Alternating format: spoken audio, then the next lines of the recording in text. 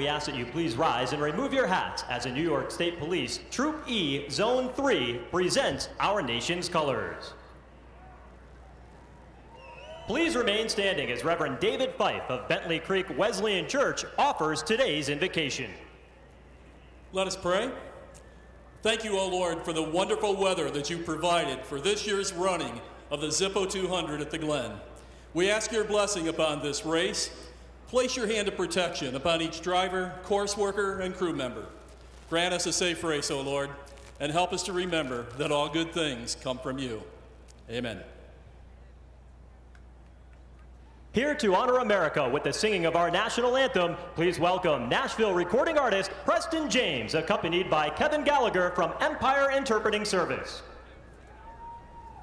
Oh, say, can you see by the dawn's early light what so proudly we hailed at the twilight's last gleaming, whose broad stripes and bright stars through the perilous fight o'er the ramparts we watched were so gallantly streaming, and the rocket's red glare, the bombs bursting in air, gave proof through the night that our flag was still there. Oh, say, does that star-spangled banner yet wave o'er the land of the free and the home of the brave?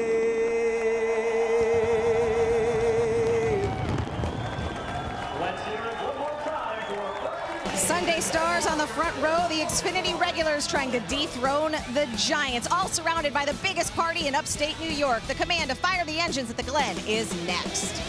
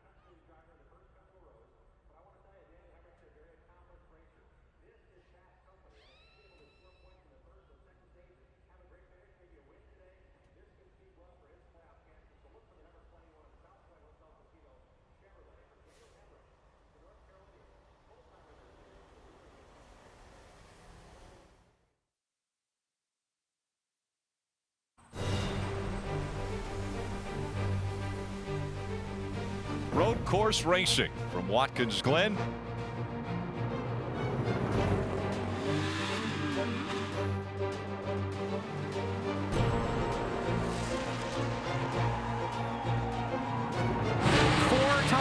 He's taken home the checkered flag and trophy. Logano wins at the Glen again. Kyle Busch blowing them all out of the water here today in Watkins Glen.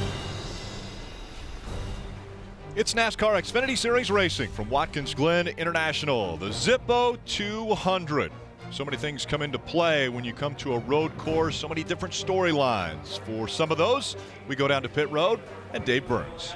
Rick, Christopher Bell has a chance to do something very special today, and that's win a fourth Xfinity Series race in a row. The biggest challenge for him, the competition. There are many drivers in the field who have hundreds of laps here, even former winners. Christopher, this is his first start at this track. Kelly? Well, Ryan Preece is a threat to win anytime he's in an Xfinity Series car, so it might surprise you to hear that he has yet to earn a top 10 finish on a road course circuit. But Ryan and his team expect that to change today. He told me he thinks he'll be contending for the win, and he also said if he has the car and opportunity to do it, he's going to get aggressive in this one early today. He starts 8th. Marty? Kelly asked Elliott Sadler a moment ago, I said, how's the race car? He said, well, the car's a lot better than the driver is. He said, I don't know what it is about Watkins Glen, but I have always struggled at this track, even back to my Cup Series days. I just can't get a feel for this racetrack. He told me, give me a top 10 right now, I would leave here a happy man. Rick? Well, that's one of the big things coming up. You have 7 races until the playoff starts for the Xfinity Series, and everyone's looking for points, but then you throw into the mix 2 Cup drivers that will start up front, Steve. Well, there are 8 drivers doing double duty, but you mentioned the 2 at the front of the field, the Penske teammates of Joey Logano and Brad Keselowski, both winners in this race at the Glen. They continue to dominate qualifying. They've been the fastest cars. Really, every time they show up here, it's going to be a heavyweight battle. So for any of those Xfinity guys to topple those 2 big names, they're going to have to execute perfectly today. They will have to be perfect. Logano has been that way the past few times when he's come to the road course because he has won the pole and then gone on to win the race. And once again, he'll start up front. But to start up front, you must first start the engine. So now let's go trackside for the command. Race fans, it's time for those most famous words in motorsports. Here to give the command, please welcome our Grand Marshal, National Sales Manager for CFAL, Alex Lazarou. Drivers, start your engines! You can fire it up. Happen interview. So just make sure you relay that to me. 10-4, Dave. And the engines are fired up, and that gets us fired up. We're getting ready to go road course racing from Watkins Glen alongside Steve Letarte, Rick Allen with you. And Steve, one driver out there, Christopher Bell, the 23-year-old from Norman, Oklahoma, looking to make it 4 in a row. He has definitely been on a roll. Yeah, it would be a historic thing if he could absolutely win 4 in a row, but to do it, he's going to have to beat the big names, but he's done that. He's beaten Kyle Busch at an oval where he was the favorite, although he'll tell you he is not a road course regular. He hasn't quite figured out the road course. Making his first ever start at the Glen has only made it more challenging. Yeah, he actually beat Brad Keselowski as well. A couple Cup regulars are going to be running in this race, which will make it a little bit more difficult for the Xfinity Series regulars. But the other thing that makes it difficult is the fact that there was no practice time really on this racetrack because it rained yesterday. Yeah, normally it would be the Cup regulars that you mentioned would be the biggest task in front of them, but I think it's the track itself. It rained yesterday, so while practice did happen, it didn't count for much. It's only dry laps that really help these cars. They got a few in qualifying, but I think the unknowns are outrageous. No one has an understanding about their fuel windows. They're not sure how their cars are going to handle. There are just so many question marks heading into a race that's already challenging. 82 laps here at the Glen. You have to manage your transmission, your engine, your brakes. There are so many ways to lose this race. Well, the good thing is we have a lot of help. And we're doing it in a little bit of a different fashion as far as the broadcast because we have broadcasters in different locations all the way around the track. Yeah, and it starts in the S with Mike Bagley, a great climb from turn 2 to turn 4, about 125 feet up to the backstretch. And then the fastest area of the racetrack, Dale Earnhardt Jr. in the inner loop in through the carousel. And then our man Jeff Burton down in the complex of turn 6 and 7. And that leaves you and I, Rick, back here on the front stretch, up in the tower. We'll be able to cover the front stretch, the restarts, and all the strategy. We're going to have a lot of fun with that. We want to go now to MRN and SiriusXM Radio's Mike Bagley. Thank you, Rick. Good afternoon, everyone. It is a pleasure to be a part of the NBC team here for what is shaping up to be one dandy of a race. Stevie just touched on it. There is no practice time for these drivers, and you enter this portion of the racetrack, you need all the help you can get. That elevation climb that Stevie mentioned a moment ago, it is 125 feet from the bottom of turn number 2 all the way through turn number 3 and turn number 4. If you run into trouble in turn 3 and get crossed up, you're going to have a lot of company coming along for the ride as well. This is a very fast and a very narrow portion of this racetrack, and if somebody gets turned around, calamity ensues. If you clear turn number 4, it's a strong sprint up the back straightaway into a complex set of corners that'll be monitored by our Dale Earnhardt Jr. Yeah, I'm going to be sitting down here in probably the most exciting part of the racetrack with the inner loop here behind me. These guys are coming in this inner loop for the first time all weekend. This is incredible. I can't even believe that they're going to let these guys start the race without any practices. Like sending 40 people through a corn maze with $20,000 on the other end. It's going to be pretty awesome. We're going to have a lot of action here all day long. Guys are going to be going through this carousel. And you see there, Brad Keselowski breaking his track bar over those curves. We're going to see action like that all day long. It's going to be great. Once they exit the carousel, they're heading to my buddy, Jeff Burton. When they exit that carousel, a lot of things can happen. We've seen in the past, the carousel is so important. They're trying to carry so much speed off that carousel. Well, sometimes they carry too much speed and they end up having problems. And we've seen huge wrecks, you know, in the Cup race, the Xfinity race. Just when something happens, there's nowhere to go. Unfortunately, I have firsthand knowledge of this one, but it's huge impacts because you're going so fast and the intensity picks up. And then when you enter turn 6 and turn 7, we've seen races decided here. This great battle a few years ago coming to the line. Marcus Ambrose pulls it off, and then once again coming to, you know, this is Watkins Glen. You want to win these road course races. It's just so important to get through 6 and 7, and we're going to see some great action today. So to sum it all up, it's going to be intense, and the track is so narrow that it's only going to make it even more intense. We'll see how everything pans out. Green flags next.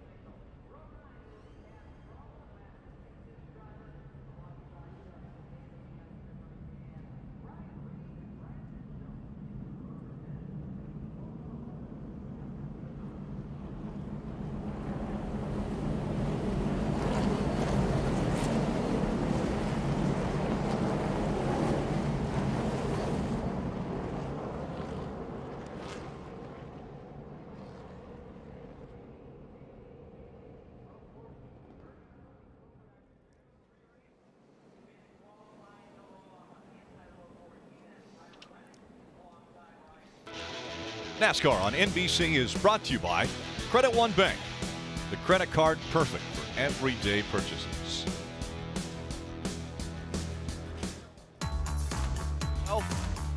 Coming into this race, has 3 consecutive wins, trying to add his name to a very short list of drivers that have been able to make it 4 in a row. He has self-proclaimed he's not good on a road course. This will be his first start at Watkins Glen in the Xfinity Series.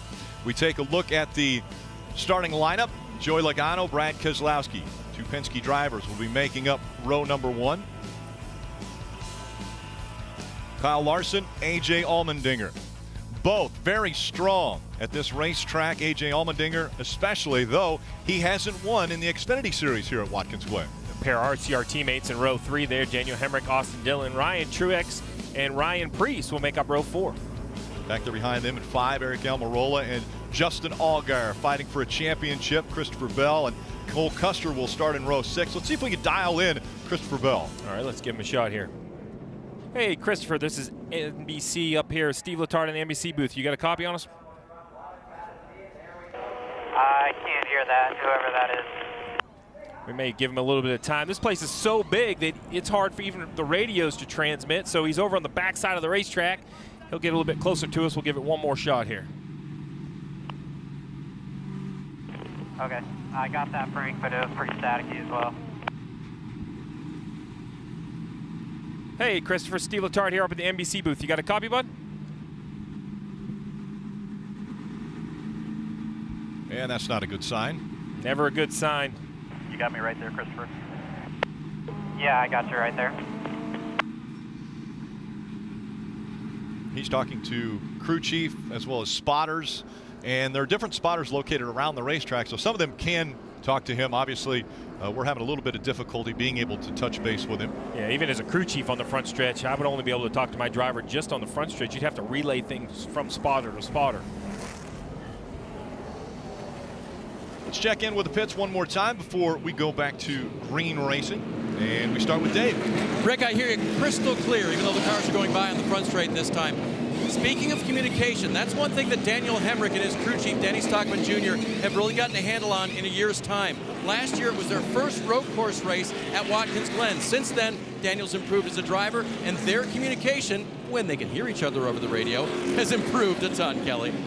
Justin Allgaier, driver of the 7 car, told me that when he goes road course racing, it's the very first laps on track that can dictate the entire weekend. Well, his first laps on track were second fastest in the first round of qualifying, which definitely put a smile on Justin's face. He told me he's been on iRacing all week prepping for this race. He has great confidence in his car. He finished 4th here at Watkins Glen a year ago. They think they can outdo that today. Marty? Kelly, speaking of first laps on the track, the very first laps for Tyler Reddick here at Watkins Glen.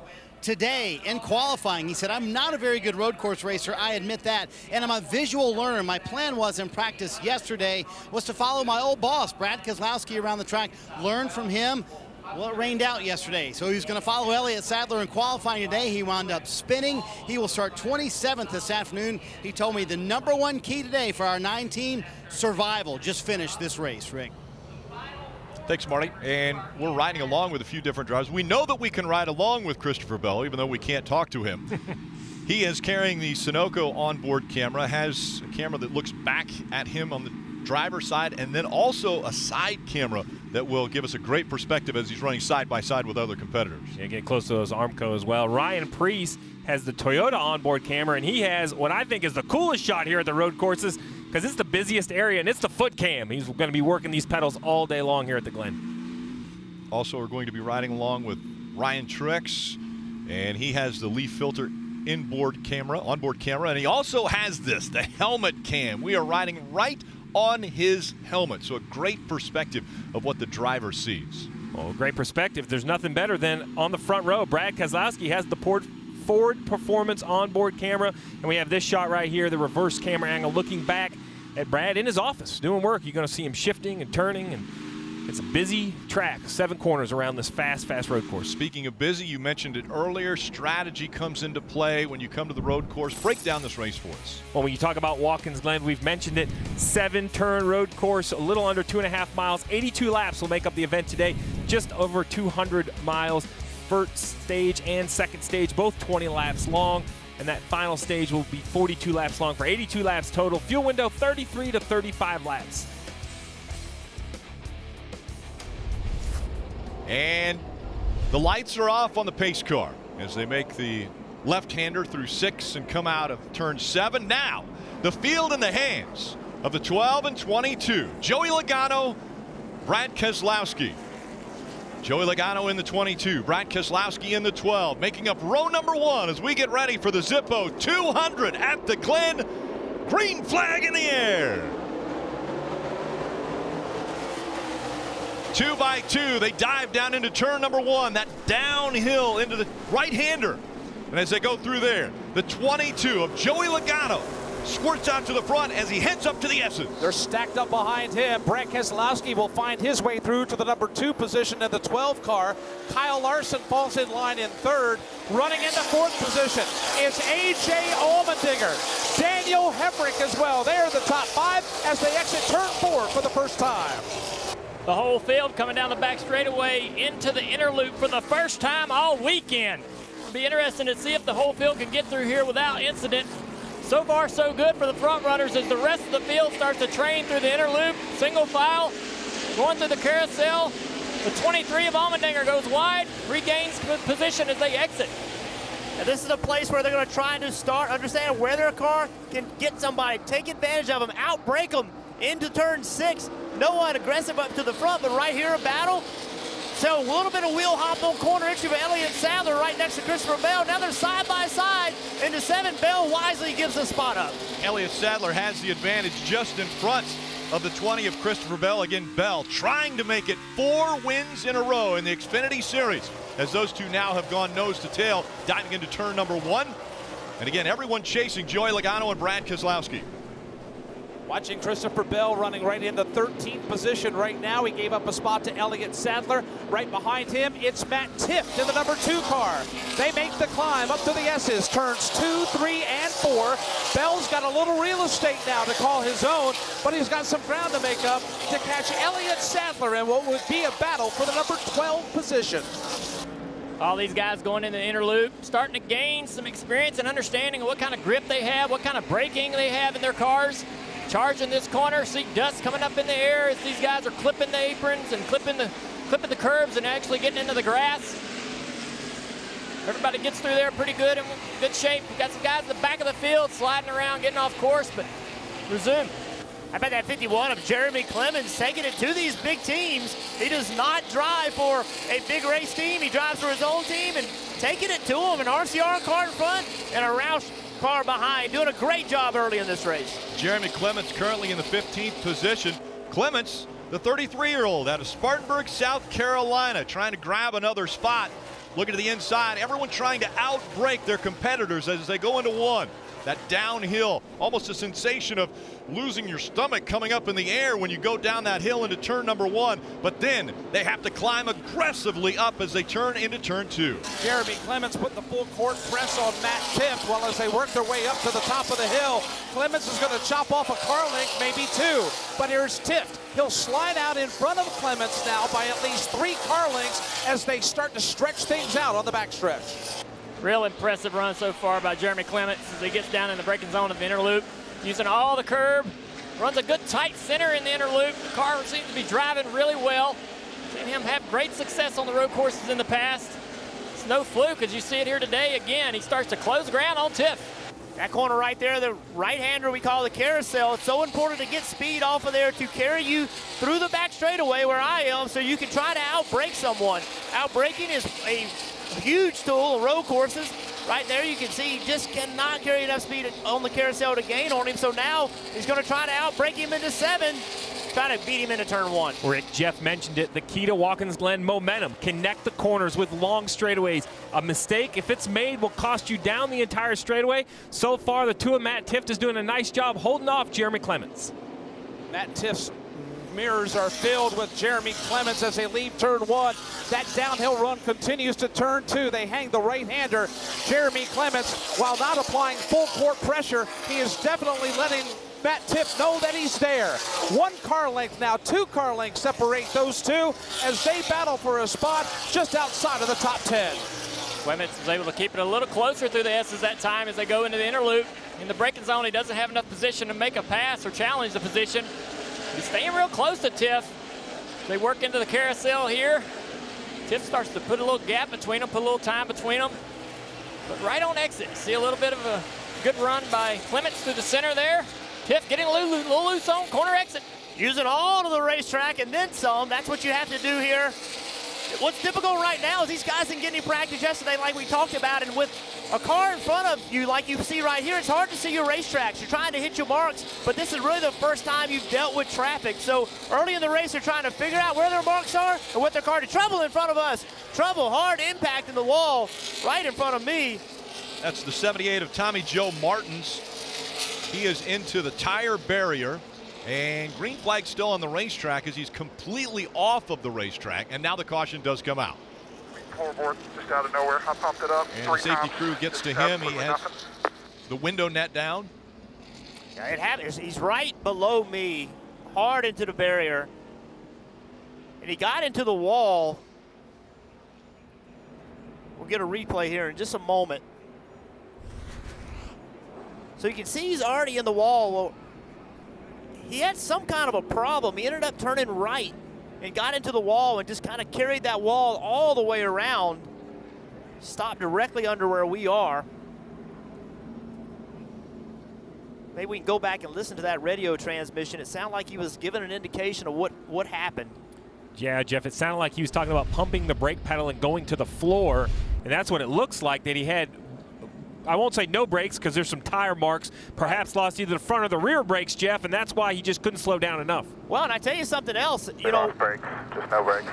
There you go, lost brakes. Think about what we just saw. Last week, Bubba Wallace lost brakes in turn 1 at Pocono, turned left, went across the racetrack, through the infield, hit the wall. Right here, think about what he did. He turned right and got into the wall early and followed that wall around. Smart move for Tommy Joe Martins to not make that wreck any worse than it could have been.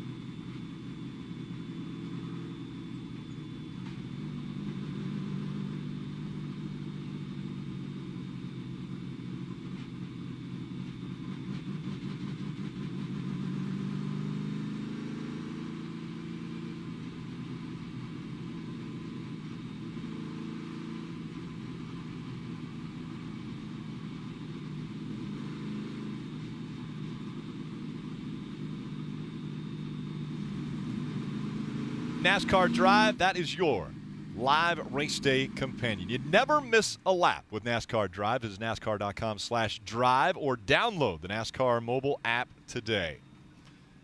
And Ryan Reed, just very few come onto pit road. Ross Chastain will come onto pit road. Jeff, you had mentioned earlier about Bubba Wallace and what he did a week ago when he lost his brakes. Well, it's amazing to me the number of brake problems that we're seeing in the series. Last week, driving in turn 1 at Pocono, no brakes whatsoever. Boom, big impact. He turned left. Said later he wished he would have turned right and gotten against the wall and just rode around it. Would have avoided this big impact. I don't know as a driver how you can instinctively do that. I think you got to have thought that thing through. And then we look at Tommy Joe Martin's today. We're on the end of it, but you can see he made contact with the wall much, much earlier. Had he turned left and gone straight, he would have had much more of a head-on impact. So I don't know if the problem with the car turned him right, or if Tommy Joe had the thinking to turn it right. But either way, it worked out much better than it would have had he turned left, because he would have gone pretty much head-on in the wall right underneath me. Rick, you got to just ask yourself, with the limited amount of practice this weekend, with the weather in play yesterday, is there anything there that they perhaps could have found? We will never know, but just, you always think back to that. Not as much practice as normal. Let's get a few updates while we're under caution. We'll start with Kelly.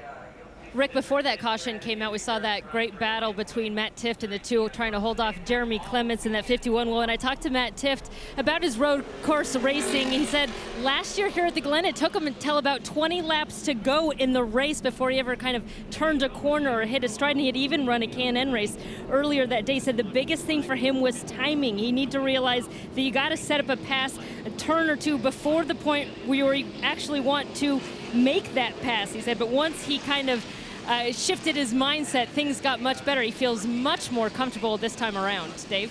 Kelly, I talked to the driver of the 51, Jeremy Clements, at driver introductions. I said, how about today? He said, if I have a top 10 today versus the field, that's okay with me. And by the way, this car I'm driving, the Road America winner. It celebrated its 10th birthday. A 10-year-old chassis, Marty, racing against these big dogs at Watkins Glen. Dave, it's been a nice Saturday afternoon drive for Kyle Larson, but before the race, someone forgot to hook up the helmet hose. That means he has no AC inside the car. Jeff Burton, it's a very warm day in Watkins Glen. I'm sure you would rather have the AC if you could have it, wouldn't you? I would much rather have the AC. I'm not sure I would pit for, to get it hooked up, but on the hot day in Watkins Glen, New York, which is already a difficult racetrack, to not have that cool helmet is going to be a tough day.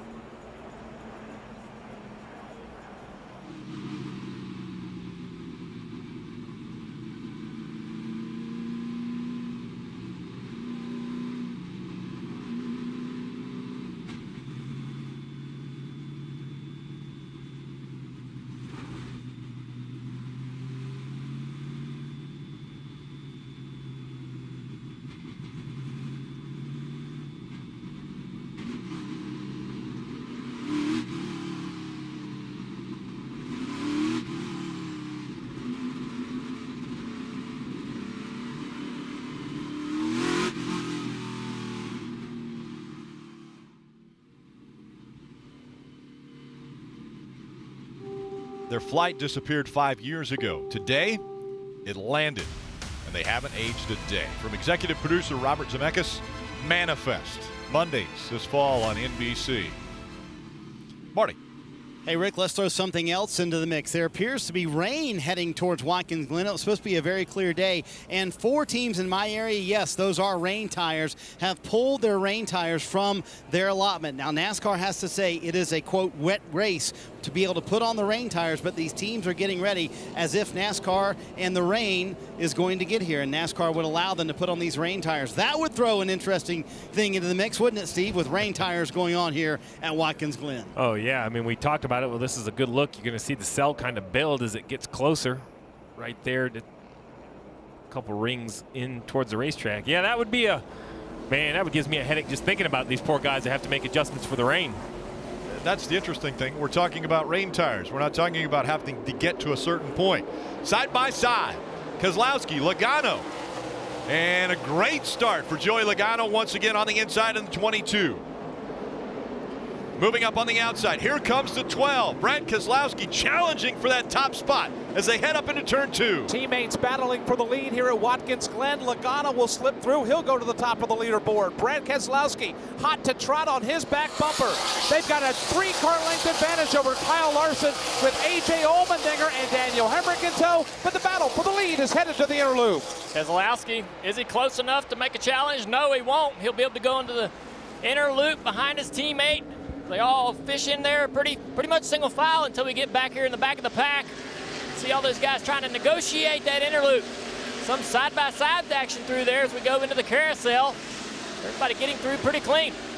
Yeah, when you see that side-by-side and you're the car behind, you should back up a little bit, get a big run, because you know they're not going to be able to carry that momentum off the corner. It's an opportunity to make a pass. Everybody pretty much files in the line, except for these two, Aric Almirola on the inside.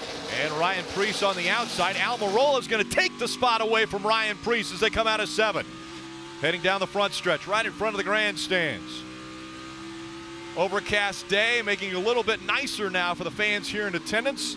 But another move to the inside. Here comes Preece trying to take that spot away from Almirola. Side by side for the 9th position out of turn number 1. It's Ryan Preece. He'll slide through. He'll grab 9th.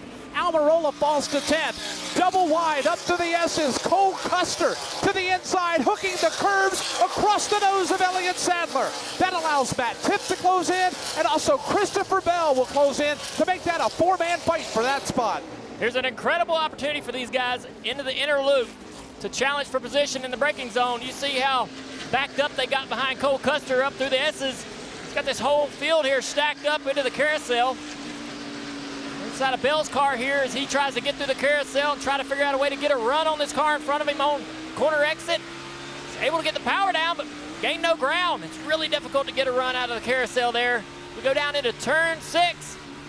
Left-hander, gonna break down here. Turn in a little sooner. Back to the throttle. Here's an opportunity. If he can get the power down, he cannot. Tiff able to get in here in apex well with that wide entry. He'll gain a little on exit. Bell was a little shallow on the entry there, and it hurt that exit somewhat. Get down here into turn 1. He's going to brake hard, try to gain a little bit on the braking zone, and you see that. Misses the center a little bit. The car got a little tight as he tried to overdrive that entry, hoping for that front grip to be there, and it wasn't. Christopher Bell going for 4 in a row. We've talked about this is not something he considers himself good at, being a road racer. He's worked very hard on it. This is where it gets difficult. How do you make a pass? The guy in front of you, he's the same speed as you are. Where can you find a weakness? You see somebody's blown the inner loop. Going to have to come to a complete stop, Junior. It was 3-car right here. That's Austin Dillon. I believe he did come to a complete stop, so NASCAR should be okay with everything. He lost a ton of positions there as he's come back to rejoin the pack. Yeah, that's the rule. You have to stop. You have to come to a complete stop. If not, it's a stop-and-go penalty. So if you miss that, come to a complete stop and then blend back in wherever you can. You can see he's pulled in behind the 24 car, who also is a good road racer, Justin Haley. The 3-car, Austin Dillon, he was running 6th. 6th all the way back to now fighting Justin Haley. in 14th right now. Haley in the 24, Austin Dillon in the 3, and he'll try to regain some of those spots that he lost through the inner loop. Austin Dillon on the comeback trail right now, as Dale Jr. documented, had to come to a complete stop in the inner loop. He's regrouping now. He's got Austin Cindric stacked up behind him, but he's also trying to make some ground up to Justin Haley. They have cleared turn 4, and they're headed up the backstretch. Austin just needs to be patient here. He thinks he's fell back into some cars that he should be faster than, but these are competitive cars in this area right here that he is at. He just needs to be careful not to continue to compound with more mistakes. Just let the race come to him. Let these guys around him start making some mistakes. As you see Haley go a little wide there, let those guys do those type of things and gain that ground back. And this is so frustrating. You were running up toward the front in 6th place, much cleaner racetrack, much easier when you're in 6th place. And you get back here where Austin is in 15, 14. This battle is much harder than it is in the front. There's more people behind you, more people in front of you. Mistakes are magnified. So Austin Dillon right now is thinking, man, I wish I hadn't made that mistake, and how do I get back where I was? Frustration, just like running in the left lane behind the slow car that doesn't get out of the way. But Austin Dillon did it to himself. Dave. Brandon Jones, one of the first to come down pit road on strategy. He will take left side tires first, then the right sides. Everything very much reversed for the pit crews this week. Pit stops will take a little bit longer, but the 19 will get 4 fresh Goodyears and a full fill of Sunoco fuel here. And Dave, we're going to see quite a bit more of that. You won't miss any of it because we're going NASCAR nonstop.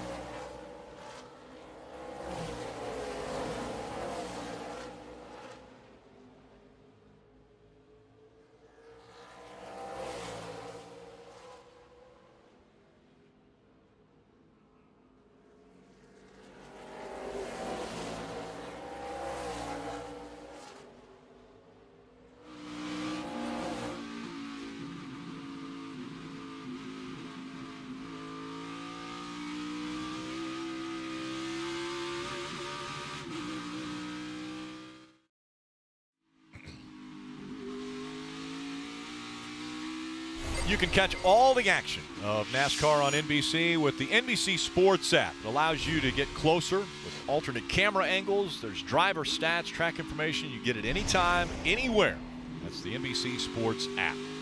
Riding along with Brad Keselowski as he's chasing after Joey Logano. We're closing in on the end of stage 1, 5 to go. What kind of strategy could we see out of the front two? Well, I expect for pit road to get busy before the end of stage 1. So remember, pit road closes with 2 to go. So around coming to lap 18. There's a little risk if you wait till there. So I imagine probably 2 or 3 laps, everyone towards the front of the field would pit. The balance is this. Pitting helps you throughout the rest of the race. It puts you in position to win the race, but you will be giving up those points at the end of the stage. So when you look at Logano, Keselowski, Larson, it would all be about the Owners' Championship. None of those drivers are running for a championship, but you look back at Hemrick and Allgaier, maybe they think that playoff point is valuable for winning the stage. So I wouldn't be shocked if someone tries to win the stage, but the front runners, I think, will go for track position. And Steve, that's exactly the dilemma for Joey Logano and his crew chief, Brian Wilson. They are +4. You mentioned the battle for the Owners' Championship. They're focused on that because they know the 18 team is as well. So Wilson would like to run this entire stage and get those valuable points and then have Joey Logano win this stage. But if not, they could come at lap 18 and put themselves in a much better position for later in the race. So a lot to decide here. Brian Wilson told me, hey, at the end of the day, the steering wheel's in Joey Logano's hands. If he wants to come at lap 18, we'll pit the car.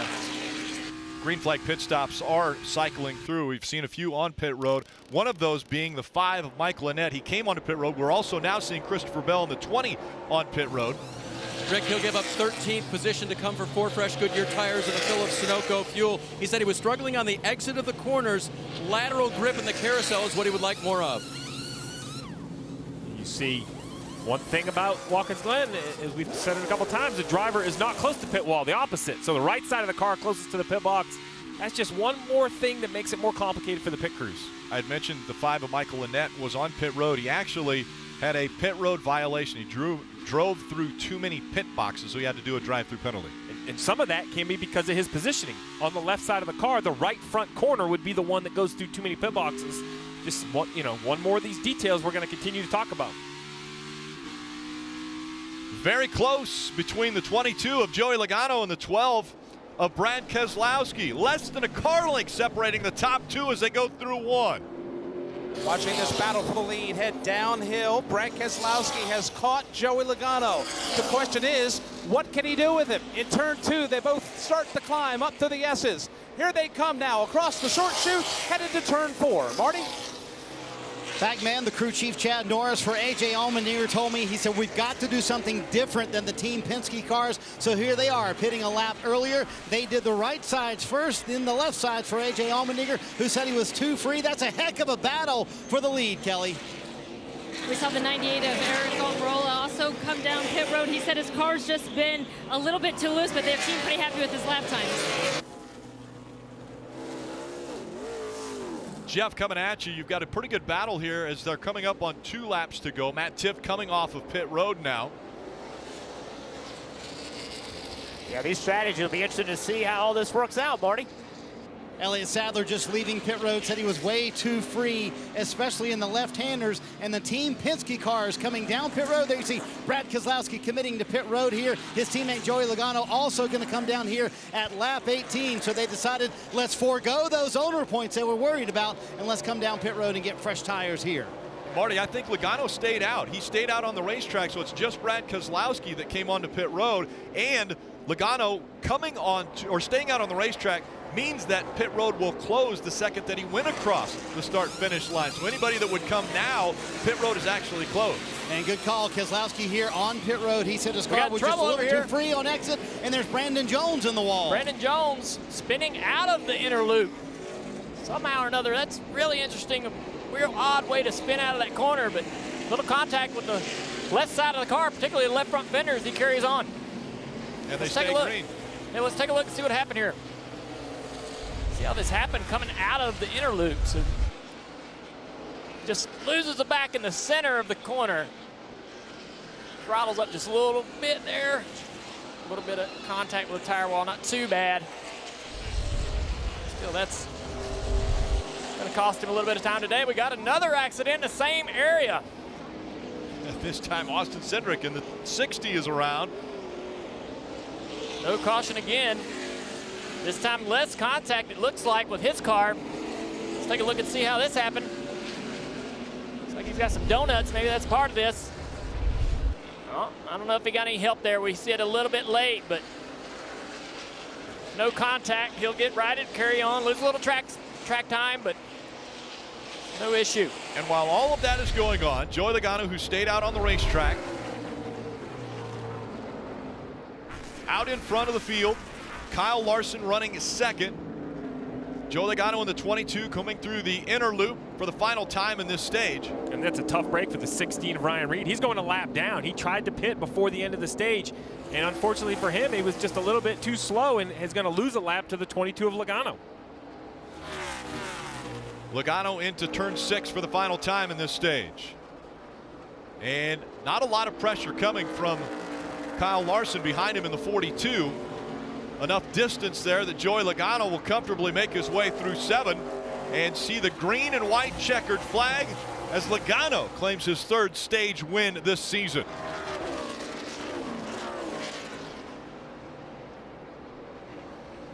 Larson stays out to finish 2nd. Daniel Hemrick, Justin Allgaier, Ryan Preece, Ryan Truex, Jeremy Clements, Austin Dillon, Kaz Grala, Tyler Reddick rounding out the top 10 in stage 1. So a lot of differing strategies there, crew chief. My head started to spin there. Different guys were on pit road and then guys were spinning out of the inner loop. So now we're going to have to see what Joey Logano decides to do. Assuming he comes to pit road, he's going to restart between 10, 11, 12 of those cars that have already pitted.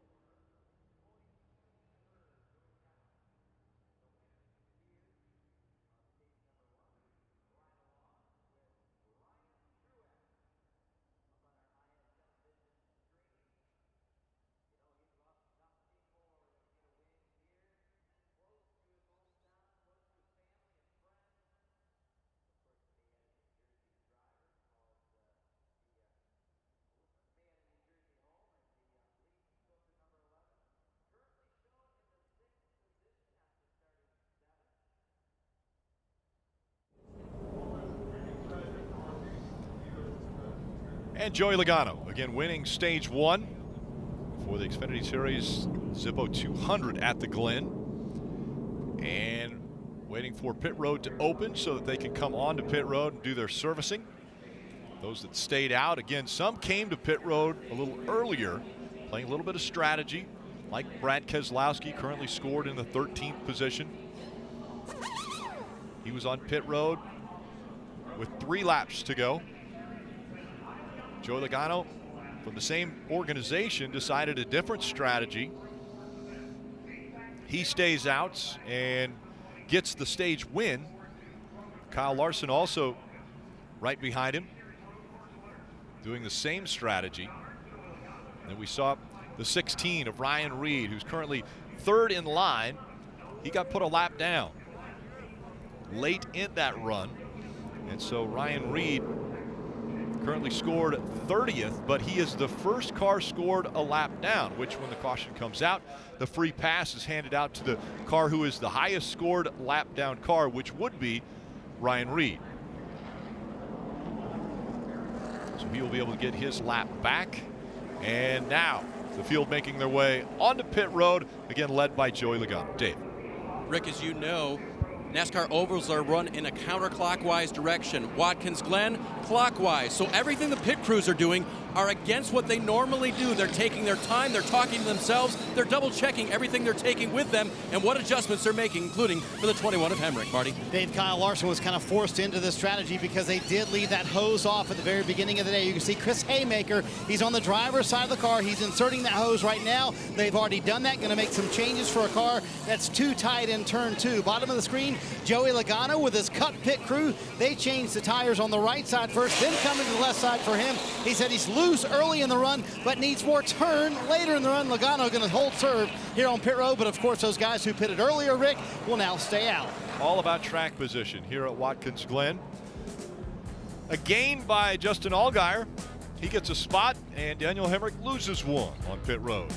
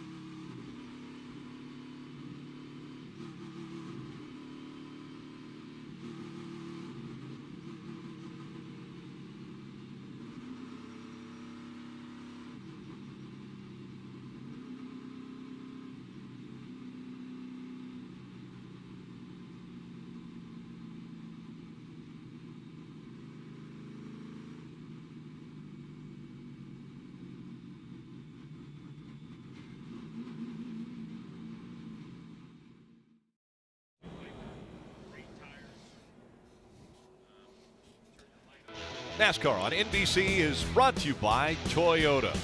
Let's go places. And by Credit One Bank, the official credit card of NASCAR.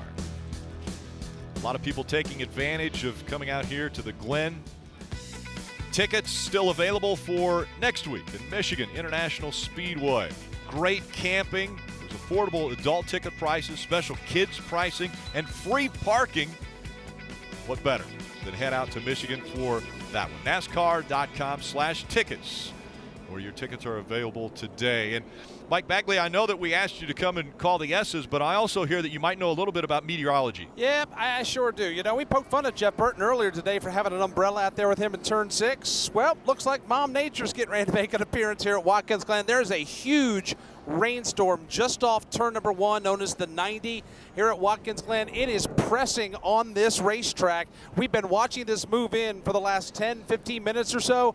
It is just outside the gates of this racetrack. If this shower misses us, it will be a miracle, and when it hits, it's going to be big. We can see the rain the heavens just opening up off turn number 1. Yeah, remember, we're road course racing. So, you know, if this was an oval, we'd be talking about getting car covers out, and we're going to park, and we're going to wait this thing out. But we got rain tires here, and yesterday they had practice in the rain, but some people elected not to run. They decided, you know what, I don't want to run because I might wreck my car. Well, the people that did go on the racetrack, if we did get some rain, kudos to them, because they went and ran yesterday, and they may have learned something that can help them today if indeed this rain does come. Jeff, I'm curious though, if it rains, say in turn 1, but the rest of the racetrack is dry, how difficult is that for a race car driver? Well, I think ultimately, you know, NASCAR will make that call. This, you know, they'll call it and say, okay, it's rain conditions, and they will decide when it's the right time to put rain tires on. So, you know, it's really not that complicated. And then once you do put rain tires on, they make a ton of grip in the dry areas, but I don't think NASCAR would do that. I think that, you know, they'd wait for the whole track to get wet, and then they'd make everybody put rains on. And so, Jeff, here's how that's going to work. NASCAR would throw a caution. They would tell the teams to come down pit road. It would be mandatory that all the teams at that point would put on rain tires. Now, it's up to the teams when they take those rain tires off. That's all on them. But I can tell you this, all of the rain tires have moved to the front of every pit box. So that would indicate to me, Steve, that these teams think the rain is coming and they are ready with their rain tires if it does hit. Yeah, Marty, so the teams will come down, put some rain tires on there, but also have the opportunity to make the other adjustments necessary, which is install a windshield wiper if it's not on, make sure the defoggers are turned on. You have to have a running red light in the window purely for visibility. All of those will be done without losing a position. So it's kind of just a stop, little TV timeout. Everybody get the right equipment on, drop the green, and let's see who's the best in the rain. This should be interesting, as on the inside it is Brad Keselowski. On the outside will be AJ Allmendinger getting ready for the restart of the Zippo 200 at the Glen. Again, stage 1 in the books. Joey Logano gets the win there, but some strategy being played by these cars that are running up front as they get ready to get the green flag. And up through the gears they go once again. Brad Keselowski, the first one that will get to turn 1, but great braking by the 23. AJ Allmendinger right on his door as they work through turn 1. Almost 3 wide now as they come into turn 2. Side by side for the lead. Thought 3 wide for a moment. They'll back away. Keselowski beats Allmendinger into turn 2. That's Keselowski in the 12, Allmendinger in the 23, and arriving on the scene right now in the number 98 car running in third, it's Aric Almirola as they leave turn 4. Big lead by Brad Keselowski coming into the inner loop. The 23 of Allmendinger. Look at this. Guys are stacking up back here trying to get into that inner loop. The track tip has dropped tremendously since the cloud cover got here. These guys have a ton more grip than they've had all day long. See them going through the carousel here. Got a car spinning in the carousel. Back here in the middle of the carousel, the 35 car. Gase is backed it around, no contact that I can see. A little damage on that right front fender, but I believe he's going to be able to right the ship. He gets fired back up and go in the right direction as they come back in front of the grandstands. And you see a whole new list of players up front. That was all because of when they came to pit road. You see everyone up front of the field, they came before the end of stage 1, where the 7 of Allgaier, the 22, they pitted at lap 22. That was after the end of stage 1. So strategy, Bagley, is how the whole field has been reshuffled. Yeah, it's been shuffled up big time. Keselowski, though, remains at the front, but you've got some drivers that are trying to rally back, including his teammate Joey Logano. That's the shot at turn number 3. This is turn 4. They swing it wide onto the back straightaway as everybody tries to set up for that run into the inner loop. Matt Tiff trying to defend against Larson. Larson's going to take the spot. Tiff wisely backs off there. Larson working without any driver comfort. So he forgot the helmet hose at the start of the race. Guys are already talking about raindrops. None over here in the carousel. Jeff, what about you? No rain yet, nothing at all, but it's coming. It's not far away. The wind's picked up, the temperature's cooled down, but we have a replay for you, Junior. Let's see. Joey Gase, let's see how it got around here. Real wide. He got into the carousel real hard or real wide. Never really got the car turned into the corner. Probably loose out of the inner loop. just never regained the rear grip. Guys, the wind's picking up. Raindrops are starting to fall for me over here in the inner loop. And rain means that they'll have to start thinking about calling this a wet track condition. Again, right now, it doesn't seem to be an issue all the way throughout the track, and raining very lightly. As we just saw a good pass there by the 18 of Ryan Preece. Watching Ryan Preece come up the hill into the S's. He's had Tyler Reddick there trying to take that spot away, but we got a crash. Whoa, trouble out here on turn number 4. Justin Haley nails one other machine. It looks to be Matt Tifft. Matt Tifft, Tyler Reddick get together, leaving turn number 4. Tifft, the 2 car, nose to nose with the 24 of Justin Haley, as both drivers have problems leaving the S's at the top of turn number 4. So the caution comes out for the 3rd time today as 2 cars involved. We've talked about how narrow it is. The 24 got us narrow, the right rear's in the fence. Turn 3 into turn 4, and so much damage to the 24 of Justin Haley. That left front ain't even rolling, buddy. You hear him. The left front's not even rolling. I believe this is going to end the day for the 24. Steve, think about how this caution is coming at the right time for a lot of these teams with the weather moving in so quickly. I mean, its weather is going to be tremendous when it gets here. Heavy, heavy rains just off the side of the racetrack. Yeah, and that's one of the, this isn't Bristol. This isn't a little half-mile circle. This is 2.5-mile road course, which covers a ton of acreage. So it can be raining in turn 1, not raining in the bus stop. Let's take a look at what caused that accident up through the S's. We heard Mike Bagley call it live. Well, here it is. The 24 and the 2 already around at the top of the screen. That's kind of out of turn 3 into turn 4. Bagley, it's really just a shocker that only 2 are involved, as narrow as that bit of racetrack is. Yeah, you got that right, because as you know, Stevie, when somebody gets loose here in turn 3 over to 4, more times than not, you've got a major crash and a major pileup. Only 2 collected. Justin Haley dropping the window net. He's okay, but that car's torn to pieces. His day is done this afternoon at Watkins Glen. Yeah, and guys, the first thing I think about, and I don't know what it is, especially today where you can put rain tires on, but every time we go to a race and rain comes in the area, the intensity immediately picks up. It's like the drivers are like, I got to get track position now. If I don't get it now, I might not be able to get it. You think about that restart we just saw, much more aggressive restart. These 2 guys getting together, when the momentum picks up and it's time to take spots, that's when we see these accidents happen, and it's always when rain's coming. Disappointment on Justin Haley's face. Just never want to end your day like this. He's not going to be the only one, Rick. This place is tough.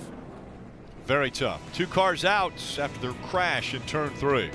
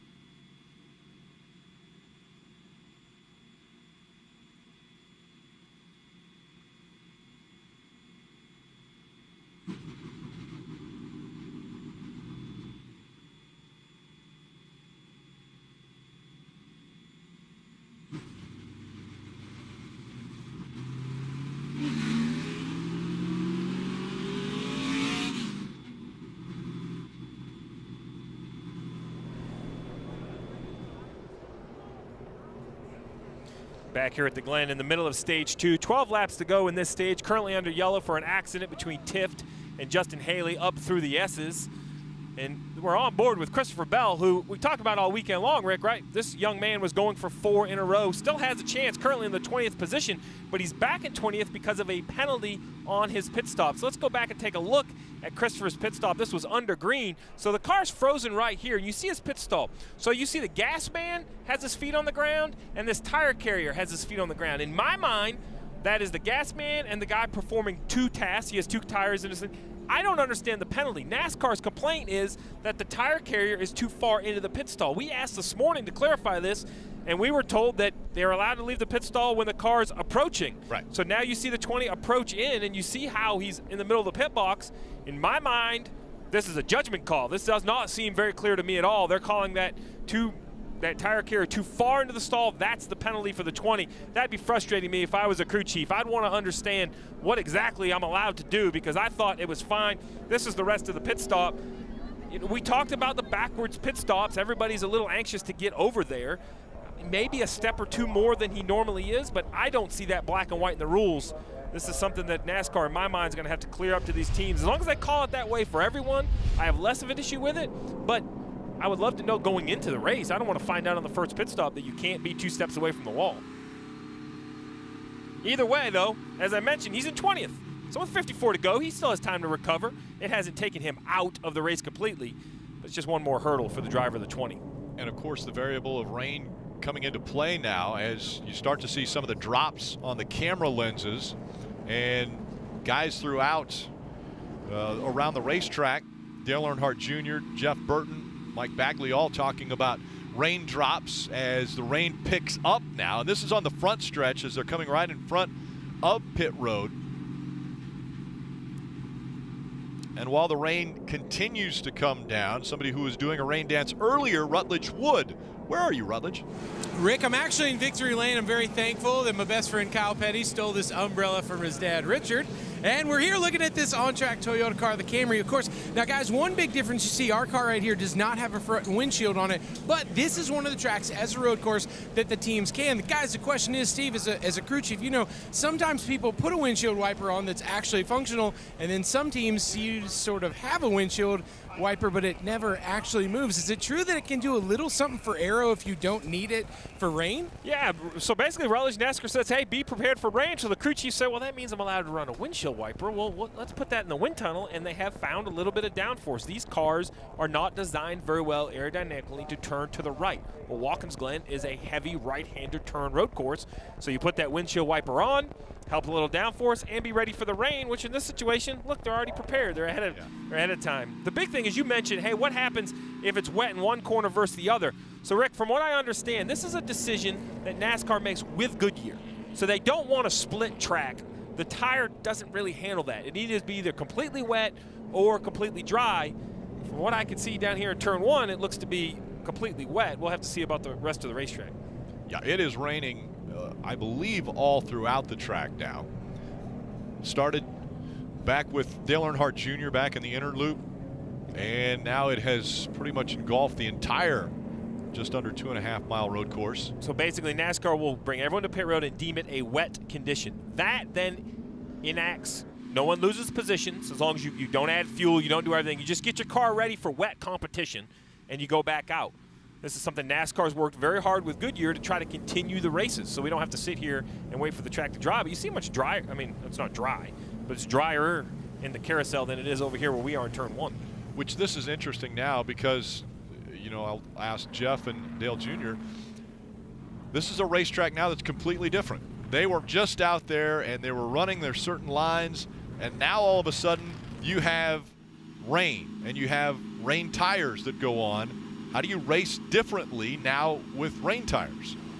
Well, it is raining for sure. I am shocked how hard it's raining. And, you know, it's interesting to me to see what NASCAR does here, because this isn't going to last a long time. It's probably going to quit in about 20 minutes, weatherman Jeff. And, you know, what are they going to do? It would take forever to dry the track. We have rain tires, so I say come in, give them 5 minutes, put tires on them, and roll them off. And, you know, you had all day yesterday to get ready for it. If you didn't take advantage of it, shame on you. So I hope that Goodyear will just put tires on. We Kyle Larson just spun. He just spun in turn 7 coming to pit road. I can't tell if there's any contact or not, but that's how slick it is out here on dry tires. And they're still trying to get to pit road, and as you mentioned, Kyle Larson spun. Kelly. And the 98 there you're looking at is Aric Almirola, who was 3rd on track. Now, among the issues this heavy rain presents, he said that he had water seeping in through his windshield. You see they're attaching his windshield wiper as well as putting on those wet weather tires, but that could be trouble getting rain and wetness inside the cockpit of the car. Oh, Kelly, this has been crazy. A.J. Allmendinger on pit road putting on those wet tires, and everybody doing their best not to wreck here on pit road. I've heard a couple spotters say, whoa, be careful there. So everybody gingerly coming down pit road. It's rain tires for everybody. First time we've said that here in the Xfinity Series in 2018. And a great thing for the fans watching at home, maybe some of the fans watching here, unless they have umbrellas, it's maybe a little bit damp, but well, one cool thing Goodyear did, you notice the tires are taking off yellow letters. Tires going on have white letters. So you'll be able to keep track of who's on wet, who's on dry. That's not an option. The crew chief doesn't get to decide. It's a series direction that everybody goes on wet tires. And yesterday we had mentioned that there was 2 practices scheduled, and the rookies went out because they are mandated that they have to go out onto the racetrack in practice. Well, very few others went out during those 2 practices when it was raining and when the track was wet. Does that give an advantage to those that did go out and take advantage of that? So, Rick, I had to laugh because you were asking Jeff and Dale about running in the rain, and I was thinking to I don't think any of them have ever done it. Haven't done it? The number of drivers that have run in the wet condition. I've ran in the rain before. Oh, see, there you go. 24 hours a Daytona. Oh, the 24 hours. But never in a Cup car with a little hand. How about that? Hey, I practiced in the rain right here. The one time Cup cars had rain tires on was in practice at Watkins Glen. I was there, man. I was doing it. What are you talking about? Rick, all I can tell you is this. The one thing I can guarantee the viewer at home is you do not want to miss this restart. No. Because there may be a few that have run in the rain, but you have seen nothing like you're getting ready to see when these cars all file down into turn 1 with rooster tails and lack of grip. Well, this time down pit road, the 98s of Aric Almirola had too many men over the wall, and so they will have to incur a penalty. So I was under the impression that it was going to be a free pit stop, but NASCAR's informed us that this was a live pit road. You had to put on rain tires, but you could lose a position. So we're going to get back to racing here and see how everybody adapts to the wet conditions. How does everyone adapt to the wet conditions? Well, if you're the 42, you spin out.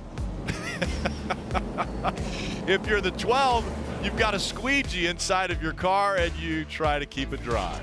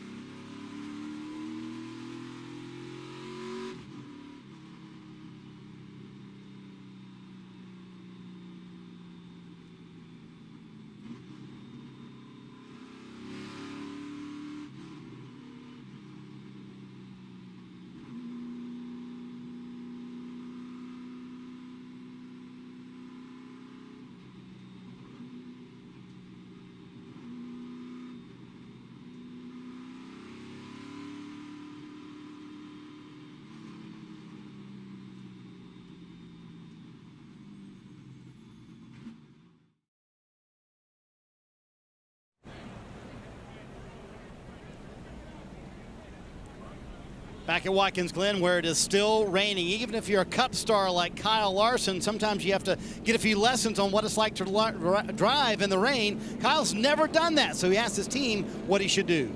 All right, keep the bike clear. So you're not going to outbrake anybody into the brake zone, so don't even think about it.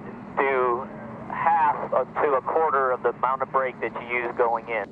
You want to be just to the outside of the dry line. And then when you go back to throttle, you want to try to lug the engine a little bit. You do not want to lock them no matter what you do. You just want to keep a nice, easy pressure so you don't lock up. There's Racing in the Rain 101, and it's up to the teams and the drivers specifically as to when they come down pit road and take those rain tires off, Kelly. Well, one car that's already made 2 trips down pit road under this caution is that 18 of Ryan Preece. The first time they came down to put those rain tires on the car, they did not have a windshield wiper ready to be installed on that car. They gave him a tear off. That's all they could do. So they brought him down a second time, installed that windshield wiper. But obviously, 2 stops down pit road, very costly on time. And oh, by the way, the rain has let up significantly and the sun is starting to shine through. That's a good thing, right? A very wet racetrack, and now the sun's starting to shine. And so, the field in the hands of Aric Almirola. No, sir. A.J. Allmendinger. No, yes. A.J. Allmendinger and the 22 of Joey Logano. Logano back out front. He won the pole earlier. Definitely didn't have to deal with this situation. Rain and a wet racetrack. Very wide goes Allmendinger. I think that's going to be the preferred lane, though. You want to be out of the normal groove where the oil and the rubber is. Allmendinger does have rain. He's a sports car racer. He has run before go-karts and sports cars.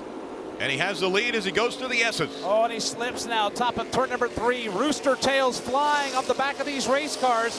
The 23 of Allmendinger away with the lead. Elliott Sadler's getting pressure from Joey Logano. Matter of fact, the battle for second is shaping up on the back straightaway. All these cars down the back straightaway breaking into the inner loop. How is this going to work out? So far, Allmendinger gets through clear. There's really no offline. You have to cross through the rubber. Allmendinger almost out into the grass on exit, real wide, trying to get out of the racing groove. If you run where the rubber is, it's going to be super slick. So these guys are going to take a wide line through the carousel to get grip in their cars. If they go down into the groove, they're going to spin out. So they got to be very careful to choose the right line. Remember, guys, in the Xfinity Series, they've raced a race in the rain. Some of these guys have rain experience. The Xfinity Series did run a race in the rain, so it's not like it's not the first time they've done it, but a Cup star like Joey Logano, this may be his first time. So he actually may be disadvantaged now compared to these Xfinity drivers. Well, Jeff, you just mentioned it. You're right. This is the 5th time that I'm aware of where rain tires have been used in NASCAR. We've seen it a couple times at Montreal, Road America, Mid-Ohio, and now at the Glen. So as you mentioned, Jeff, this isn't unprecedented. This is just maybe unprecedented for a few of these drivers. Yeah, I think that, we talk about Cup guys always having the great experience, as you can see, a wide, whoa, there's 12. Yeah, that's the 12 out by the wall. But none of these guys, they could have run yesterday. Line up to your right.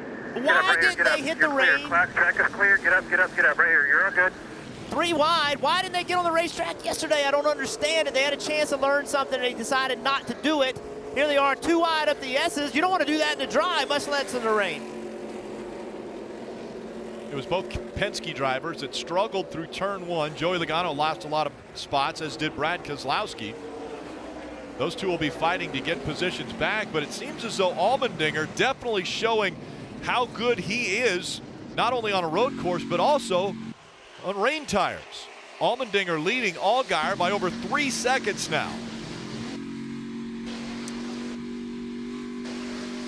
Watching him here, this is from the inside of Ryan Truex's car. Not a lot of rain experience for him.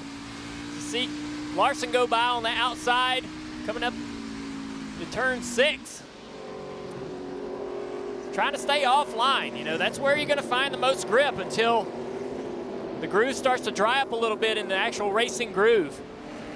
You're going to straddle where the rubber is on the racetrack. Try to not cross. You got to cross over it eventually, but try to run across that straight. Be able to get power down. You see him try to So, Junior, it looks to me like this camera, which is mounted at the top of the visor, is pointing straight up. You think Ryan's running with the visor up? Oh, yeah. He probably has to be able to get a good, clear understanding of where he is, where the cars are. There it is, yeah. Pretty smart move. I mean, he's really got no choice. With the rooster tails and everything else, he wants to be able to see if he needs to dodge anything flying at him. Cars, parts, and pieces. And he's got a dark visor. So that obviously would play into his vision not being as good. But now the sun's coming back out again. So now he'll probably need to get the visor back down because of the sun. But he also has to deal with these rooster tails and the rain being thrown up in the air from behind these cars. One thing that's happening right now is just visibility issues. You can see the rooster tails flying up. That makes it very difficult to see. You just don't know where to go. It's hard to find your marks. And now the sun's out. So now what the drivers have to do, much like a dirt race, they got to start looking for a racetrack that's changing. They're looking for the driest racetrack that they can find.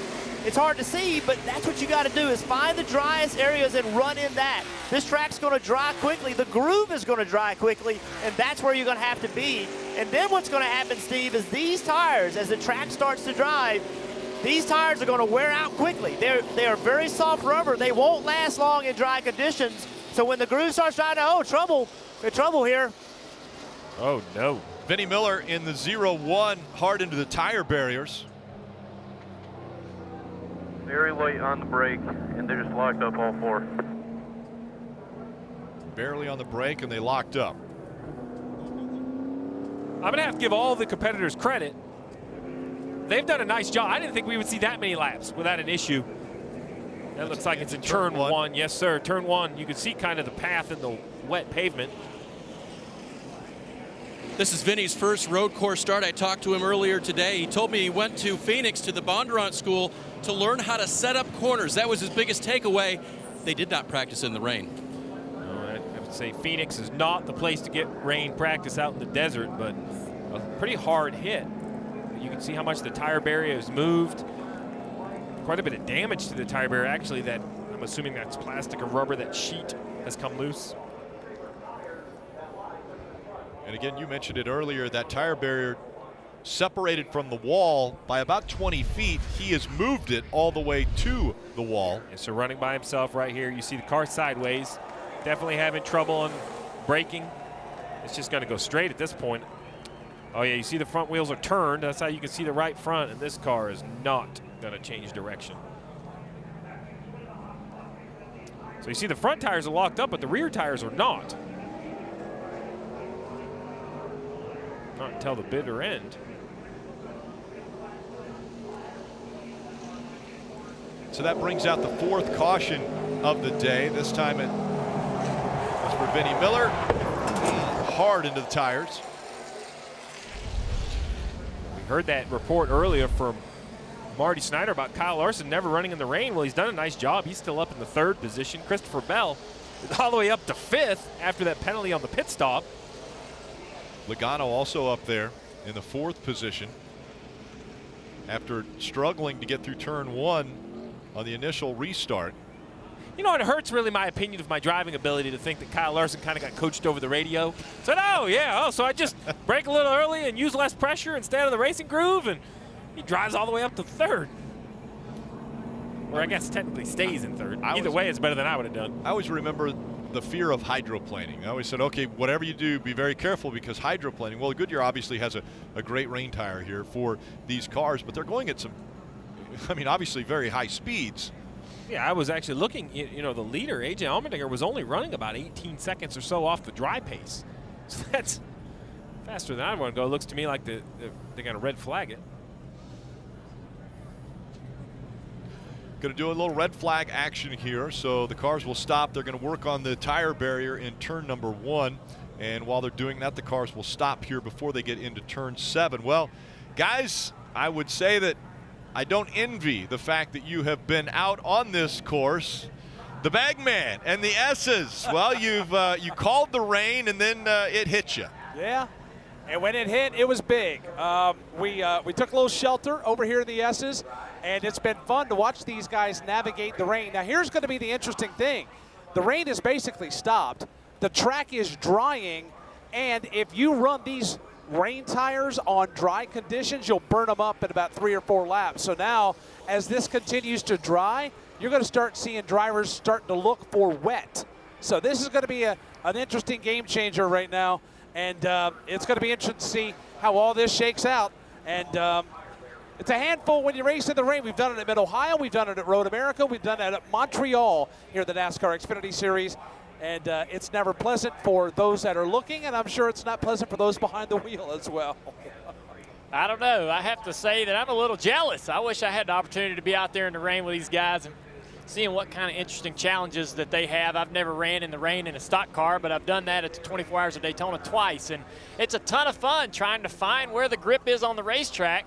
And as you said, when the track dries up, trying to find wet surfaces to keep the temp out of the wet tire before you actually go to slick. So these guys have got a lot of new challenges that they're coming up on. A lot of them have never faced. It's kind of fun down here in the inner loop. There's really no offline, so these guys have to run through where the rubber and oil and grease and everything is on the groove of the racetrack. They have to run in that area, and they're all fighting hard to try not to spin out or get grip in their car through the inner loop. And then in the carousel, I see pretty much most of the field running offline, trying to find a little extra grip high on the racetrack. Some guys are still stubborn trying to make that bottom work, and they do a pretty good job of it. But as you see the leader and all the other cars that have good speed, they're all offline for the most part. Yeah, I was jealous too until I saw Vinnie Miller, 3 feet into the wall. It didn't look so fun anymore. But, I think what's going to be interesting, like Bagley talked about, is, what is NASCAR going to do now that the track is dry and the sun's out? And it's going to change quickly. Yesterday, I was here for the K&N Series. They ran their entire hour and a half in the rain. The Xfinity Series, not many cars ran, but in the K&N Series, when the track would start drying, the speeds would go 3 seconds faster. It was amazing with just a little bit of dry.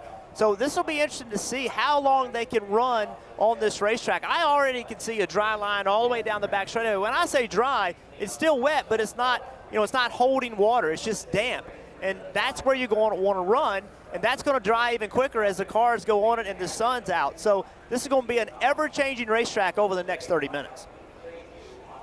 Well, thankfully, we have Clint Boyer watching. We're always appreciative of any comments that he makes, and he actually is maybe throwing you under the bus here a little bit, Jeff Burton. Maybe wondering why you're not helping out your friend up there on the scissor lift. I offered. The truth is, I did. I said, you can come and get under the umbrella, and he refused my help. He said, I don't want it. He said, I work for MRN. I'm used to this. You guys with TV need umbrellas. So he put the bag on his head, and he was good.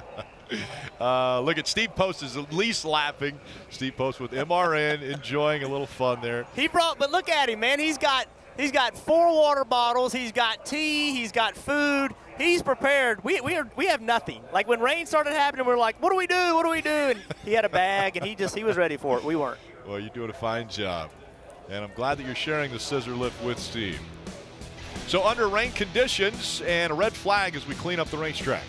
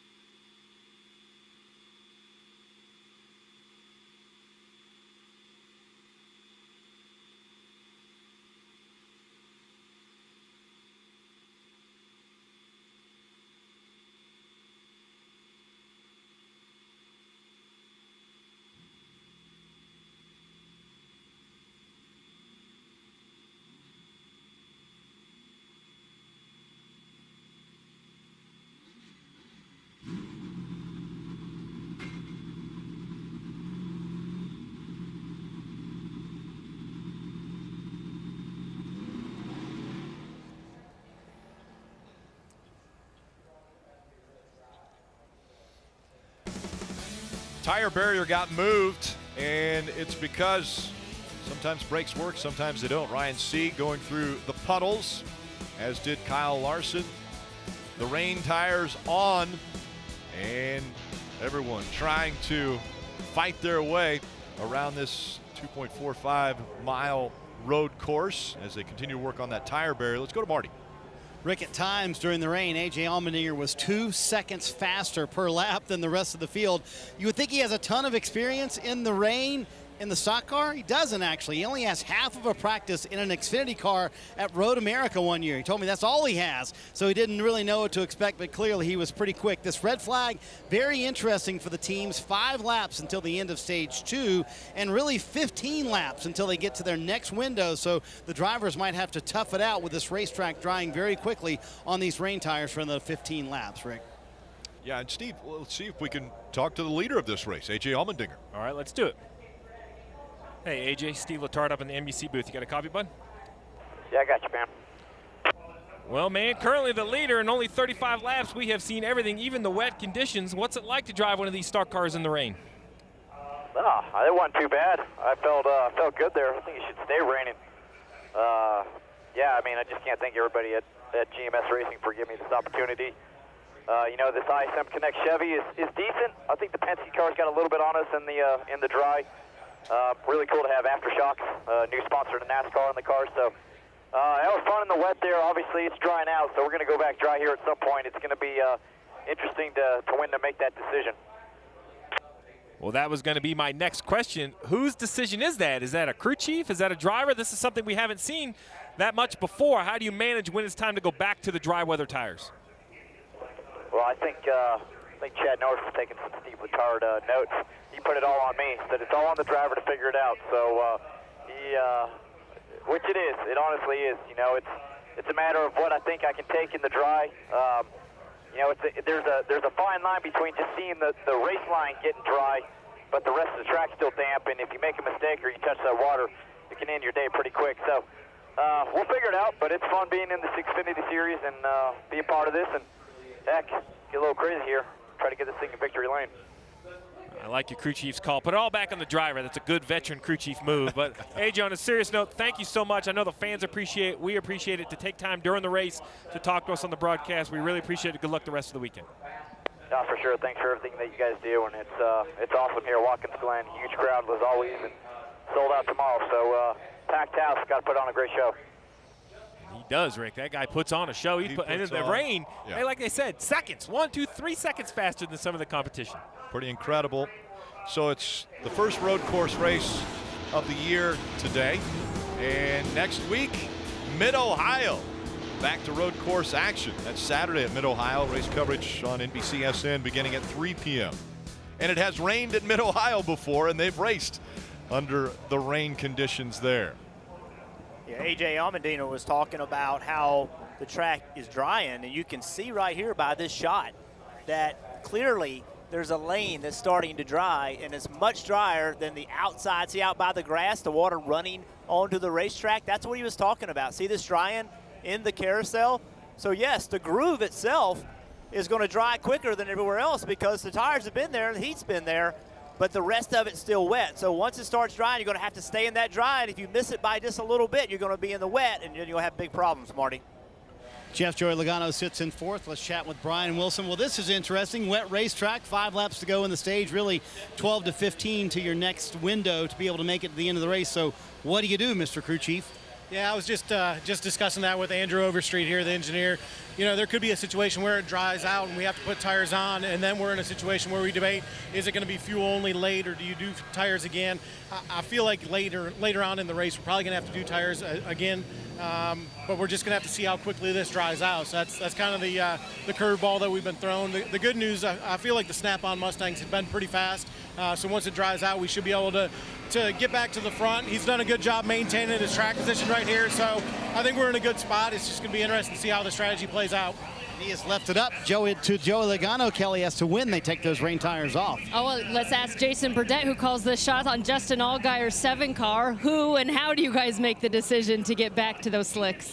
Well, it'll be up to Justin ultimately. You know, he's gonna right here under yellow, he's going to get some time to look at the track and kind of see. It looked to us like the bus stop was still pretty wet, and there's a few other spots that have running water maybe going across the track. So at that point, you'll have to probably stay on the wets, and he'll just have to find wet areas in the other parts of the track to keep the tire cool down, because unfortunately with no water, they get hot quick and they're going to start chunking and coming apart. Right here we got 4 to go. So to the end of this stage, and then probably at the end of this stage for sure, we'll be able to get back on slicks. All right, Justin Allgaier in that second position. And interesting, I heard Burnett say earlier, they'll follow what A.J. Allmendinger does because he's got the most experience in the wet. I like that idea, and I think Jason laid it out perfectly. So the situation is, Reigns performed the best on a wet or drying racetrack. The concern is if it's too dry, they'll fail, they'll chunk, and you can end your day.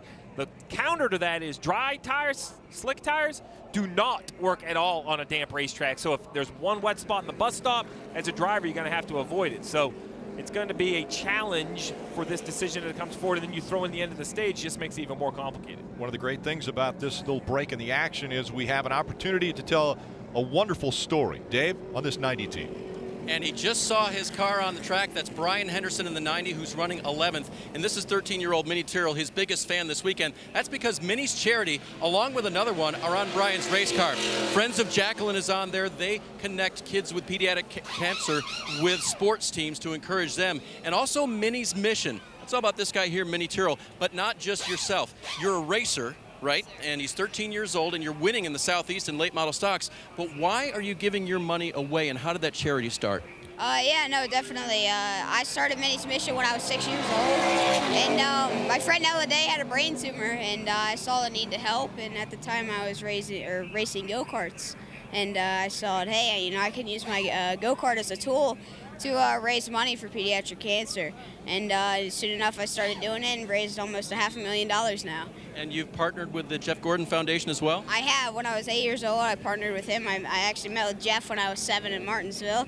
He had saw in a news story on NBC that I did, and we met with him, and then we kicked it off from there. And yeah, so we've been doing great ever since. Yeah, it's a really good thing you're doing. And speaking of Martinsville, I asked him when his next race was, and he said, well, I think Martinsville. I said, Martinsville, you mean the 300-lapper with 8 mile stocks? He's getting ready for Martinsville this fall, but doing great things with his charity, Minnie's Mission, and really happy, right, that Brian's running 11. Yeah, no, he's kicking butt out there. He's taking names, and I wouldn't doubt it if you saw him in Victory Lane later. You see him, and he's really coming through the field. So that's confidence. Gotta love that. What a great story. I mean, someone so young thinking of others like that. Already $500,000 that he has been able to generate. Brian Henderson did a nice job when the rain came in the wet conditions. He drove that 90 car right up inside the top 15. Impressive. Yellow stripe on the back bumper indicating rookie status. But we just learned there what an incredible person Brian Henderson is to be able to help out with this cause. And now we're seeing a few cars make their way onto pit road. Oh, Rick, I see some slick tires on the wall, Kelly. Well, the 11 didn't want to come to pit road, but they have a flat left rear, so they had to come change tires anyway. So it looks like they're just going to take this opportunity, as a lot of teams were debating whether or not now was the time to come and put those slick tires back on their cars. Kelly, Brad Keselowski said enough. He's coming down pit road. He's going to take those rain tires off and put on the slicks. And I still see some rooster tails of cars going not up to full speed coming down the front stretch. So this is going to be very interesting for Brad Keselowski and his team going to slicks here. We'll see how that works out. Rick, I've never been more comfortable in the booth. I'm so glad I'm not on one of these pit boxes. When you go back to green and you have racing slicks on. Well, look, let's be honest. We're going to take the green with 2 to go to the stage. I really feel if you're a crew chief, you're Brad Keselowski, your goal is to just not wreck. I know that sounds silly, but we know you're only going to run 2 more laps and going to get another yellow. So just stay on the racetrack, Jeff. I mean, you don't have to try to pass anybody. Just don't take yourself out. You see how dry it is right there in certain spots. Well, that's going to be the hard part is, just making sure you stay in the dry. And it is dry in front of. Look at this back straightaway. This is the same shot that we showed maybe 5 minutes ago where it was much more wet. Well, you can see the dry line that's already formed. But as you approach the corner, the corner is still wet. It does not have that dryness that the straightaway has. So you tend to wreck in the corner, Steve. You tend to wreck in the corner. Guys, over here in the inner loop is still pretty wet. It looks dark and damp. I can see where it's starting to dry up on the exit of the inner loop as they start to enter the carousel. The carousel looks great to me. Perfectly dry from the curb all the way to the outside edge. But that inner loop, and I believe the braking zone to the inner loop, all that seems to be a little bit damp still. Bags. Right now, half of the S's are wet and half of them are dry. The approach to turn 2 and the preferred lane on the inside of the racetrack, that's the dry. You get to the top of turn 3, right up against those curbs that we've been talking about all day that you want to stay off of. That's the only dry part. Then you get out to wet to driver's right. When you cross over into turn 4, the sun's doing its job right now. It's about 80% dry. And then the backstretch is a whole different story, Steve. So a little housekeeping. We talked about Christopher Bell in the 20 having a penalty on the pit stop. We showed the pit crew member over pit wall. So NASCAR came over and talked to me during the break, and they said, listen, you're allowed to be over pit wall, as both crew members are, but you're not allowed to proceed into the pit box. The idea is, for this rule, is for this gentleman to carry 2 tires to be able to stand there, not potentially injure himself, jumping off pit wall in a hurry. That's the penalty. They say the teams are well aware of that. You can't proceed out into the pit box. So just a little cleanup work on the 20, but Rick, here we go. 2 laps to go to the end of the stage. Allmendinger on the outside, or Allgaier on the outside, and Allmendinger on the inside. Allmendinger in the 23, the white hood.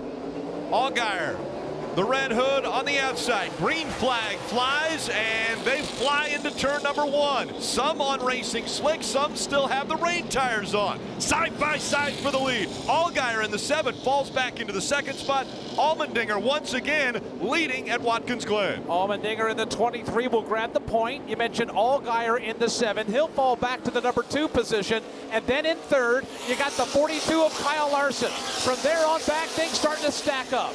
Christopher Bell in the 20. You've got Joey Logano that's trying to enter the mix as well. And then you got a group of cars that are stacked up double wide headed to the inner loop. Coming in the inner loop with questionable grip.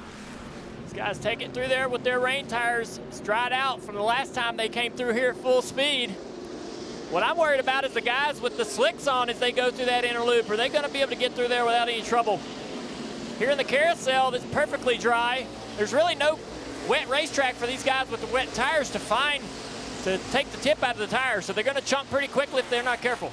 I think one thing, Junior, too, they're going to have to do is stay off those curbs. Those curbs of concrete, they will hold water inside of them. In the rough part, they can hold water, and that could spell trouble. So fine and dry racetrack right now, that's what you want to do. But then on the straights, find something wet to cool those tires down. Tyler Reddick in the 9. On the outside here, Kaz is going to make the pass in the 61. He takes away that position as they come in front of the grandstands. And Ryan Reed in the 16, also fighting to the inside. Now, how hard can they brake going into turn number 1 that's still a little bit wet? Side by side for position. Ross Chastain in the 4 also coming into the mix. Kaz Grala in the 61 off the track, but back on now. Side by side for position. That is the race for the 7th position. Ryan Reed in the 16. He'll slide through. He'll grab the spot. Here's Ross Chastain. He'll dig inside of Kaz Grala. Chastain in the 4. Now trying to catch Ryan Reed and take that spot away on the back straightaway. Ross Chastain, he's been really, really fast over the last couple of weeks. Had a couple awesome runs. Driving into the inner loop. Guy tries to get everything he can out of his car. A little wide there for the 16. Chastain to the outside, but no move there. He is all over the 16 car. He's going to try to set him up to get a turn on corner exit and get the throttle down. Wide off that corner. I guess these guys aren't worried about it being wet or dry. They're going at it. Great racing, fun to watch. Heavy braking zone right here. They're trying to test the limits. You can see right there the 12 car, Keselowski, making his move to the front as we end the stage. And Allmendinger will get the win of stage 2. A great battle for position just behind them. 3 and 4 wide as they fight to the start-finish line. Logano, Keselowski, Ross Chastain, Ryan Reed, and Ryan Preece rounding out the top 10. A very eventful stage 2 When we come back, pit stops.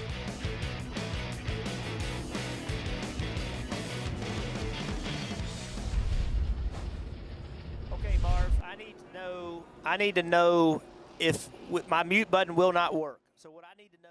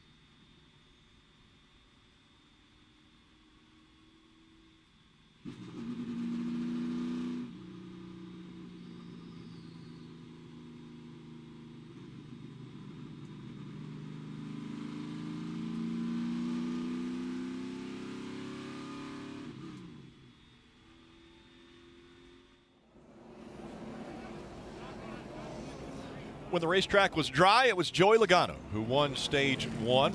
When the racetrack was wet, it was A.J. Allmendinger who ended up winning stage 2. Rick, I can't remember a more chaotic 40 laps at Watkins Glen in my life. And the reason I say that is I'm up here covering it with you as we see Christopher Bell, and I'm trying to remember who was on what strategy and who put on what tires, but then you put rain in the middle of it. Who's on first? Yeah, well, what's on second? Because I'm not sure who's on third, but I don't know who's on third. So really, to be honest, now we have kind of a reset. Keselowski's on slicks. He may stay out, but we're going to see a lot of cars pit right here. Nobody can make it from this point on fuel. Right. So I think what we're going to see is a nice reset for everyone. Some cars are going to have to pit. I think everyone has to get off the rain tires. When I look at the racetrack, it looks too dry for rain tires anywhere. They'll all put on slicks, and now all the crew chiefs have to reset. The drivers have to reset. Once we have everybody come to pit road, we'll do a nice reset for the fans and let them know where all their drivers are running, and then really it's the final stage to the checker. I applaud these teams. Think about what they just did. They went from having their cars set up in a dry condition after never being on the racetrack and practicing in a dry condition because it rained yesterday for practice. They run the first stage. Rain comes in. NASCAR says, all right, put your wet tires on, put the rain tires on. They do. They go out, they race. Very impressive. Allmendinger shows why he's one of the best, goes out, wins stage 2. Now the track is drying again. Now we almost reset to the point where 40 laps of racing remain, and it's going to be a fight to the finish again, but we've mixed up the positions. Logano was so strong in the first stage. Now Allmendinger strong in the second stage. We're putting them closer together as we get ready for the final stage. And everybody needs to go, I'm guessing, 5, 6, 7 laps to get inside their fuel window, and I think that's the challenge. Allmendinger would love to run 5 more laps in these wet tires, but as fast as Brad Keselowski was coming on those dries, I think he would just lose too much time. I think at this point you have to just accept the fact. Great thing, we got a stage win. Now we got to come put some slicks on and try to make good decisions on and off the racetrack from here. What a busy Watkins Glen race. But I applaud, listen, but I'm telling you, not to go away from the action is a testament to NASCAR and Goodyear and how hard they worked for this rain package. We've been able to see racing throughout. Absolutely. It's been spectacular. You see Brad Keselowski's going to stay out, but Allmendinger's on pit road. Kelly. And so is Justin Allgaier, who will pit from the second position. His crew chief asked him if he could go 10 more laps on those wet tires. He said, not a chance, no way, they're killing me. So they're going to put those 4 slick tires on and fill them with Sunoco fuel, Marty. A lot of debate here on the strategy for the 23 car of A.J. Allmendinger. He said the car pretty good. He said that was a lot of fun in the rain. So they're going to make no changes to the chassis here, go back to slick tires for Kyle Larson. They reminded him, put 1 round of front brake back in. Again, no chassis changes. Everyone here on pit road to the slicks, and I believe Kyle Larson, for these guys who did pit, will win this race off pit road. And we saw how chaotic it was there. Justin Allgaier decided to use caution before pulling out of his pit stall. He saw that there was a car coming in, so a very smart move where he didn't pull out of his stall and maybe potentially get in some type of contact there. Well, so it's interesting they changed rights first. Now they're finished on left. So Jackman drops the jack. Well, that tire changer needs to go around the car first. You see the frustration out of the tire changer. Like, man, give me around the car first. And to your point, maybe a little lucky, because I'm not sure he'd have cleaned to 76 if he would have left clear. Everything is just different when you come here before the rain. Pit stops are backwards. You're turning both directions. It's a lot to remember when you come road course racing. Backwards, I like that. Well, it's been a very fun week on NASCAR America. Weekdays at 5 o'clock. We learned a lot about the local tracks, my home tracks around the New York area and around here in Watkins Glen. Something new, though, coming up, Glory Road. It's the new show hosted by Hall of Fame crew chief Ray Evernham. It's going to premiere this Tuesday on NBCSN, really diving into the history of NASCAR and some of the most historic moments, talking with people that have been around this sport, and really the sport has grown because of their involvement, including Rick Hendrick, definitely a big player, Jeff Gordon. I know they're going to talk a lot about the car Blacker, the name Blacker on the car. Yeah, one of the cars that Jeff drove to so many wins. And the penalties kind of continue. Quick update, the 21 of Hemrick, I think he drove through too many pit boxes on that pit stop. So, you know, why does Keselowski, Logano, why do these guys run on Saturday at the Glen? Why do we see 8 guys doing double duty?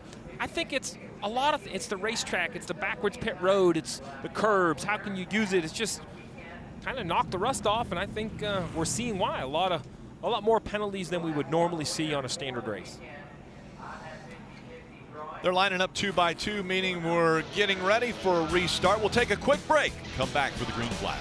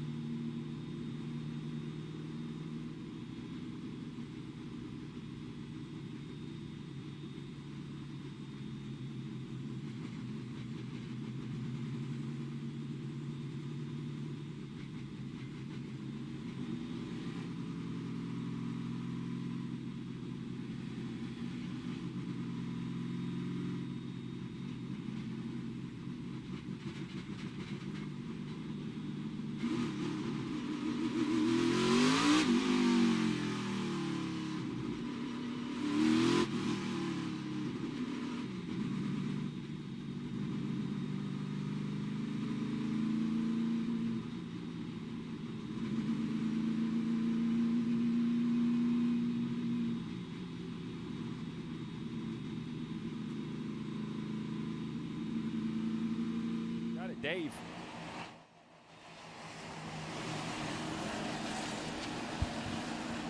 This racing has already been great for the Xfinity Series. Tomorrow on NBC, it's the Monster Energy Cup Series turn from Watkins Glen International. That coverage beginning at 3 p.m. Eastern. Quick update, Rick. The 21's penalty was reviewed, and NASCAR said it wasn't a penalty, so now the 21 will be able to keep its spot. For some more updates, let's go to pit road and Kelly Stavist.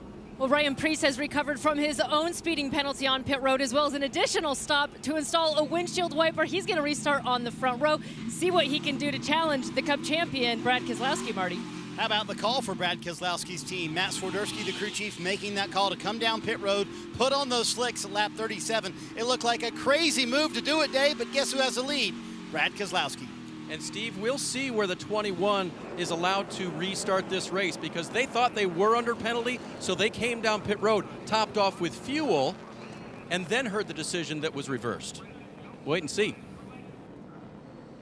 And there's the pace car, making the right turn onto pit road. Field 2x2 once again. Keselowski, Ryan Preece making up row 1. Keselowski, white hood. Ryan Preece, Craftsman on the hood. And back up through the gears they go. As quickly as they get up to speed, they'll go right back onto the brakes. Hard braking as they go into 1. Take a look at Ryan Truex making the move to the inside, 3 wide. Austin Cindric in the 60 way off track as they go up into the S's. Meanwhile, they're beating and banging for the lead. Here's Ryan Preece around the outside of Brad Keselowski. It'll be Ryan Preece to the lead at Watkins Glen. Keselowski in the 12 will fall to second, and then a mess behind them from third on back. Cindric's got third, but they are stacked up at his back door. We saw Ryan Preece with these incredible restarts at New Hampshire. He does it again. And of all places, Watkins Glen. I don't know how long he can hold the lead over Brad Keselowski, but incredible move, incredible restart. Tons of bravery to be able to drive the car like that, not knowing what kind of grip he might have as the track is drying out. We saw the tire tracks behind the 12. He is pushing for everything he could possibly get as he goes down into turn number 6. Hard on the brakes. They take the left-hander into the short chute, looking at 7. Brad Keselowski still chasing after Ryan Preece. Ryan Preece looks like he gets a good run through the middle of turn 7. Brad Keselowski, perhaps a better run, has a little momentum, will be able to pull out a line. It looks like he will follow Preece down into turn 1. No, he's going to try to outbrake the 18 car, has to pull in the line as they exit turn 1 and head across to turn 2. Here's Ryan Preece. Brad Keselowski battled for the lead. Preece running for his life right now. His mirrors are filled with Brad Keselowski. That's a 2-car breakaway at the front of the field and a private battle for the top spot. Preece has very little real estate to call his own. Put it at about a car length with Keselowski closing in even more. Coming into the braking zone, Brad doesn't make a move. He's too far back. Smartly follows him into the inner loop. Preece pushes hard on exit and puts a little time between him and Brad, but has to lift before the carousel here. Let's see how Brad gets through the carousel. A little bit better in the center. Preece, though, oh, he has a little trouble getting the power down. Here comes Brad with a little bit of a run as they go to turn 6. Brad Keselowski, all he wants to do is see an opening. One mistake, and he'll pounce on it and take advantage as they dive through 6. Keselowski within a half a car length of Ryan Preece. Preece knows he's got one of the best, a Cup champion right on his back bumper. Here comes Keselowski challenging again. A lot of patience out of the driver, the 12th Keselowski. He understands 37 to go. As we see, the 1 is around. We have an accident for the 1 of Elliott Sadler. Looks like no contact. I got a pit. And a lead change at the same time. The 12 finally gets that move to work to the inside of the 18. The 12 takes the lead as he enters the S's. He enters the S's with a 1-car length lead. Now that he's gotten around Ryan Preece, the question is, how far can he pull away and how quick can he do it? It's now 3-car lengths, now 4-car lengths. Ryan Preece just trying to regain that ground he lost in the braking zone going into 1. Preece will have his hands full trying to stay in close to Brad Keselowski. Keselowski so good here, and he's in great equipment. Preece learning a lot, though. If Preece can stay within a few car lengths of Brad, he may be able to pick up on a few things that he can do a little bit better. I'm sure that 18 car's got great speed. He's just got to be able to find his way around this track. We saw it when it happened to the 1 of Elliott Sadler. Let's take a look at how he ended up backwards right here. He just, you know, you wonder if there's maybe some moisture on the curbing or if the right rear just lost grip, but he's powered up. That's out of turn 6, the left-hander, spun around. But while this was happening, the 12 of Brad Keselowski finally got that run, pulled to the inside of the 18. And Ryan Preece, I think, wisely says, you know what? I can't hold you off for 35 laps. You're obviously better. I'm going to let you go. Let me fall in line and see what I can learn. Although, as you look, Rick, he hasn't been able to shake the 12 too much. And look at this chaos behind the leaders, Bagley. Well, now that we have the lead change as far as Brad Keselowski up front, when do you start looking at strategy? Because you've got to look at your fuel window of when can I come to pit road and then make it all the way to the end. Right now, I think you're inside it. We see 35 to go. I would expect some cars to come to pit road. We saw Elliott Sadler did come to pit road after his spin, and you see what kind of mess these guys are in with traffic as the 00 pulls out of line to make a pass into the bus stop. It looks like he will clear the 36 relatively easily. So now I would try to come to pit road and make sure I get my final pit stop in before a yellow comes out. A.J. Allmendinger also pulls out of line. He's going to try to make a move. This race has really been broken up between weather and strategy. A lot of fast cars are back in traffic. Allmendinger in the 23. And coming through 6 once again. Allmendinger tucks in behind the 36 of Alex Lemay.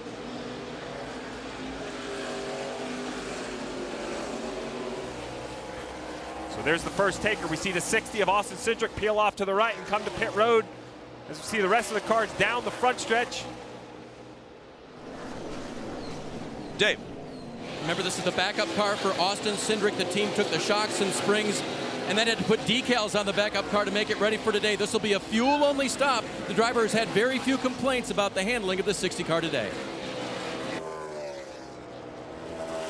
Here the leaders come across the S's right now, and we're focused in on the battle for about the 5th position. You got Cole Custard there in the 00.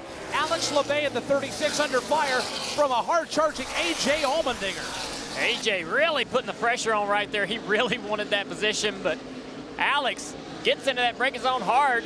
Again, A.J. trying to push the issue down here in the carousel, and he will. He'll get to the inside. Alex really, he's not going to give up that position very easily, and he fends off A.J. as they go down the back straightaway into turn 6. Once again, Allmendinger putting as much pressure as he possibly can on Lemay as they work their way through 6 and into 7. A.J. Allmendinger looking for any opportunity, and right behind Allmendinger as he's making the pass, you see the 22, Joey Logano, coming into the picture as well. I was asking myself, if I was the crew chief of the 23, perhaps I would come to pit road, get my driver clear of traffic, just take a little bit of fuel if we were inside our window. Obviously, they want to continue to run. 33 to go as these cars file through turn 1. Watching A.J. Allmendinger trying to make some hay, trying to get towards the front of the field. Joey Logano is just going to latch onto him and go along for the ride as well. They have cleared the 36, the 98, under fire now from them as we head to pit road and Dave Burns. They were in the back anyway, so the 21 decided when they hit their fuel window, they'd come down pit road and take on Sunoco fuel to get to the end of the race. Hemrick is back on track. All right, strategy coming into play with a lot of these teams. So the reason these guys are coming as soon as they can make it to the finish is because if a yellow comes out, the rest of the field will pit. These cars are not losing a lap, therefore they will leapfrog the cars that pit under yellow. They would then have track position, Marty. And Steve, look for a lot of these teams to come down in the next 2 laps and look for fuel only as well when they come down pit road. We saw that wonderful battle with A.J. Allmendinger on the racetrack. In the middle of that, Clayton Hughes, the spotter, said, hey, NASCAR wants you to turn on your red flashing light in the rear of the car. So he had to do that while he was battling other cars on the racetrack as well. Rick, I'm a little surprised we aren't seeing the leaders come to pit road. I thought everybody would pit as soon as they're in their window. I assume since the tires are so fresh, they're going to split this up a little bit more in the middle. I wouldn't. I would probably pit right away, Dave. You know, Christopher Bell is kind of sad that it's gone back to dry. In the rain, he passed 3 cars, and he said, except for the fact that I can't see, it's everything I expected to be. Rain racing is awesome. He gets fuel to the end now, Marty. Ryan Reed coming down pit road, who's had a nice recovery early on. They were so loose, they stopped on pit road. We saw them go down a lap because their stop was so long. They pulled 2 spring rubbers out of the left rear. That car is going to be fuel only here for the 16 to make it to the end. And as more cars come to pit road, the decision to stay out becomes more and more difficult for the leaders, Rick. A yellow will kill their strategy. You want to pit before a yellow comes out, as we see this battle between A.J. Allmendinger in that white number 23 and the 22 there right behind him of Joey Logano. That's for the 5th position as they come through the left-hander, now through the right-hander, turn number 7. We'll see if they opt to pit this time or will they stay on the racetrack. They're going to stay on the racetrack. Many would be asking right now, okay, well, what about Ryan Preece, who's leading this race? Ryan Preece came to pit road at lap 37. You said 35 laps on fuel. That puts him to 72, only 10 short of being able to finish this race. Marty. The leader, Brad Keselowski, coming down pit road. They're going to go with tires here for Brad Keselowski. They're going to start on the right side here. They're also going to make a track bar adjustment. He said the car just a little bit too tight for him. They do a little slip as the rear tire changer did as he went around the back of the car. Going to be 4 fresh Goodyear tires. So do tires matter at Watkins Glen? We're about to find out. The leaders took them. Others are taking fuel only. So that would be what I'm waiting on if I am, say, Joey Logano and AJ Allmendinger. Remember, they were behind that car that was just on pit road. As you see the 22 press the issue with Ryan Truex. Now I know what the leader did. The question is, do I take tires to keep up, or do I take fuel only to try to gain that time on the racetrack? Decisions with 31 to go at the Glen. And these three diving into turn 6. Ryan Truex chasing after. Oh, and we see stopped on the track Brian Henderson, and Brian looks as though he probably missed the inner loop, but now might have an issue. It looks like it got refired. I was starting to panic for those leaders. If that yellow came out, that would have been very costly for anyone who hadn't pitted, but it looks like he got it fired up. Oh, here comes a bunch of cars on pit road, Marty. What are they going to do? Including AJ Allmendinger, who pleaded with his team. You see him slide the tires a little bit. Oh, did he go with the front of that stall there? They're going to have to push him back. He did. Fuel only for the 23 of AJ Allmendinger. Fuel only also for Kyle Larson. So the strategy being laid down. We'll see with Keselowski taking the tires, and these guys fuel only where it shakes out. All right, so there's the strategy. We're going to come in, spend less time on pit road, fuel only. The question to me is, was the 23 over pit box, the front line of the pit box? I'm sure NASCAR will be looking. We'll have to check it out when we come back from NASCAR Nonstop.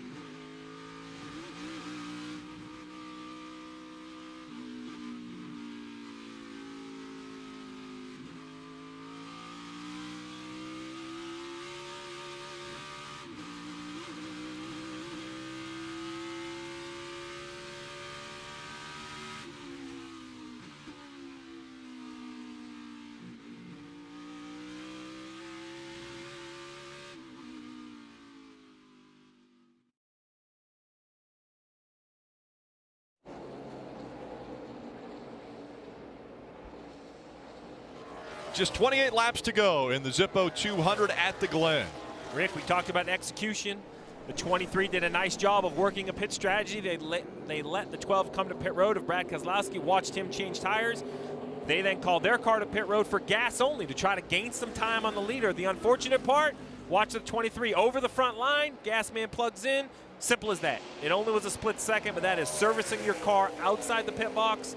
The 23 had to come back down pit road and sit and wait until the leader went by, which basically is a 1-lap penalty. So the 23 comes down. He's supposed to pull into his stall. I don't think he understands that. In the end, he ends up sitting on pit road. The penalty's still the same. He gives up a lap to the leader. So execution's important. The 23 of AJ Allmendinger loses a lap here at the Glen with only 27 laps to go. Another car that had a penalty, the 3 of Austin Dillon, was driving through too many pit boxes. That's a common penalty today. That's a Cup driver racing tomorrow. We'll see. Remember that reference. They're on the wrong side of the car or a different side of the car than normal. Again, coming at pit road differently from our right to left when normally they would be coming from our left to right. Let's take a look at some replay of the cars coming through the inner loop. See the 21 here. Hemrick on the inside of Jones, on the outside of Jones going in the inner loop. Then Dirt tracks it. He's going to miss the entire corner. Drive the car through the grass. Kelly. After leading 7 laps, that's Ryan Preece getting his service. It's a fuel-only call on the 18 car. They're making sure he is full, and they send him on his way. So now I'm very interested to watch this 18 of Ryan Preece and where he's going to come onto the pit road, or excuse me, back onto the racetrack relative to the 00 and the 12. You see them entering the picture into turn 1 on the right of your screen. That white and red car, the 18 of Ryan Preece will not come out in front of them. So the reason that's important is these guys are running back in the 9th and 10th position, but everyone in front of them still has to stop for fuel. So in my mind, these are the first 2 cars on the racetrack that can make it to the finish. The 00 had a really nice stop, fuel only. The 12 took 4 tires. It looks to me that Brad Keselowski has more speed as he's going to pull out a line to try to outbrake the 00 into the inner loop. And again, this ultimately could be the race in the past for the lead of the race, but right now it was for the 9th position. But as you mentioned, Steve, those are the guys that have been to pit road. And look, you see a left side or left rear tire down on the 3 of Austin Dillon as he'll come to pit road. And the penalty, I think, is going to basically end the day for the 3. Yeah, tough day for Austin Dillon. Dave. Yeah, his adventure included a pass-through penalty about a lap ago, just because he had driven through too many pit boxes to come to pit road for the last time. And you can see he's got the left rear is flat on it now, Marty. Leader Joey Logano coming to pit road. Going to be interesting to see what happens here. As he came to pit road, he had a 27-second lead over Cole Custard. What we think is the battle for the lead with Brad Keselowski. A little bit longer on the right rear here for Joey Logano, and a long stop for this 12 bunch. This is a Cup pit crew for Joey Logano, and he leaves as the crew was coming across the hood of the car. We'll see where he cycles out. Yeah, you just saw the 7 of Justin Allgaier go by. Here's the 60 of Austin Cindric going by. So 22 is definitely going to have to make some spots up on the racetrack. With 25 laps to go, though, Rick, it's a lot of racing. I like the call of making tires. I think fuel only wasn't going to give him the lead regardless. So now, if a yellow comes out, he can kind of get bunched up and have fresher tires. And right now, Keselowski is running 6th, and he is the highest score that has enough fuel to make it to the end.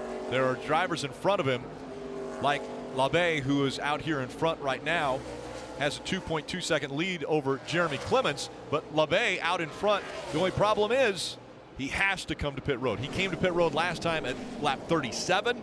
If he stayed out until he ran out of fuel, it'd be about lap 72, and we're on lap 58. So he could keep digging and stay out there, but he's going to need a lot of help if he thinks he can stretch that fuel another 10 laps. And at the rate of this car right here, you see that red and white number 12 of Brad Keselowski to the inside of the 61 of Kaz Grala. The 12 is hustling because 2 cars behind him, the 42 of Kyle Larson, is putting the pressure on. Brad Keselowski brings the field from 5th on back, across turn 3 and across turn 4. He's made the pass. Now here's Kyle Larson. He's in the 42, diving to the inside of the 61 of Kaz Grala. Larson wanting to get by Kaz Grala because he doesn't want to lose Brad Keselowski. These guys have been pretty tight over the last several laps. Brad goes wide in the inner loop there, loses a little bit of time. And you see Larson gains just a little bit of ground, a few more mistakes, and he'll be right there to put the pressure on Brad. So they come out of the carousel, down to turn 6. And Kyle Larson tried to get a big run off the carousel, didn't make it happen. Was hoping to outbreak him into 6, but not going to be able to do it. You see the battle behind with Cole Custard, Kaz Grala. Little mistake by Kaz right there. trying to cook the 61 car. Kelly. Hey, and I'm not sure how hard Carousel is pushing in that 61 because the team keeps telling him to save fuel, save fuel, save fuel. They've told him to short shift and do everything he can. I don't know, is he going to try to pull off a win on a fuel savings? Can he do it? The problem he has now is there are cars with fuel and tires that have passed him, so even if Carousel can make it to the finish, it won't be for the win. Carousel still fighting for positions. Lemay out front as we go NASCAR nonstop.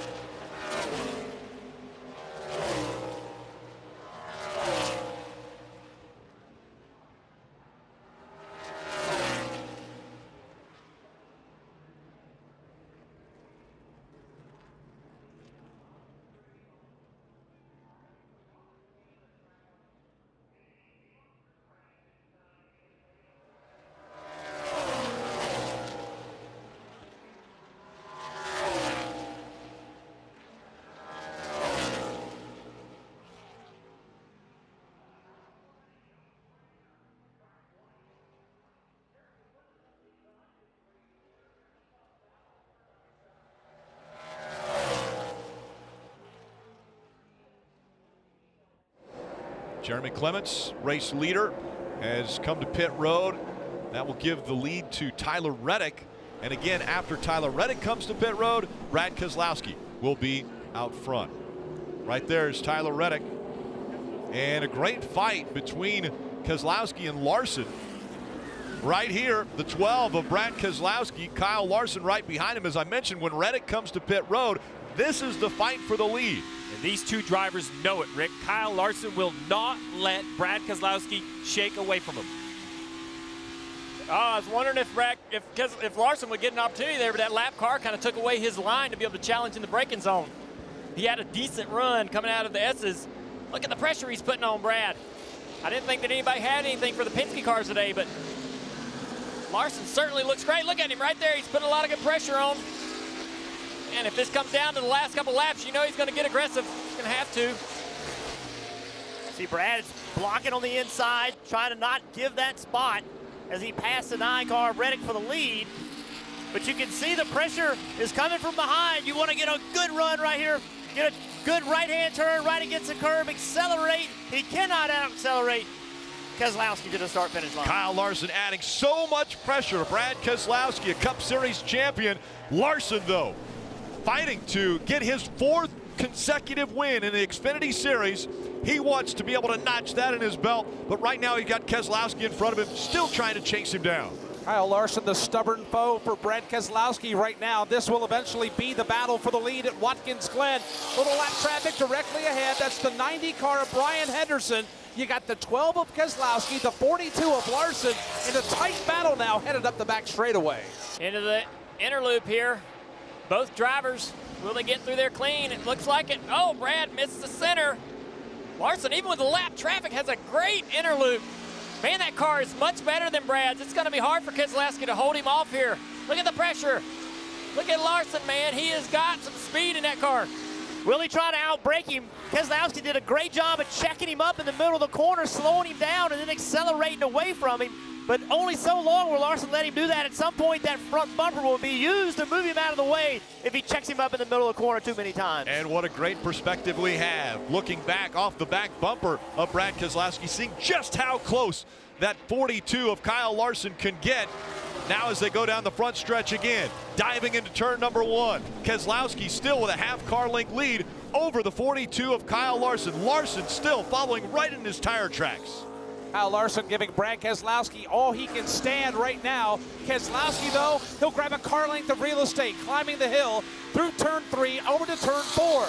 Now, that advantage, 2 car lengths, now 3 car lengths. Larson backs away, recoils, and regroups off turn 4. Will Larson be able to close back in? Brad had a great couple of S's to be able to put a little distance between them, but Larson is flying through the inner loop. Brad doesn't seem to be able to clip all of the curbs like he wants to, and you see Larson just drive right back. Oh, look out, Larson just about spins out. He gains so quickly on Brad in the center of the corner, almost ran in the back of him, spun himself out. He was so close to spinning out. A great save. Now Larson knows where his weak spot is. He knows he's got to set Keselowski up off the inner loop. If he can just break even with him in this part of the racetrack, I think that's the goal. Break even with him up through the S's, beat him in the inner loop, and then use that carousel and the exit of carousel to ultimately make the pass. A little hard on the brakes there for Larson. We saw a little brake smoke coming out from behind the 42, and that's why there's such a large gap now between Keselowski and Larson. But look at the gains that he makes. Larson closes the gap as they go into turn number 1. Now Keselowski pulling away again as they go to the S's as we go NASCAR nonstop.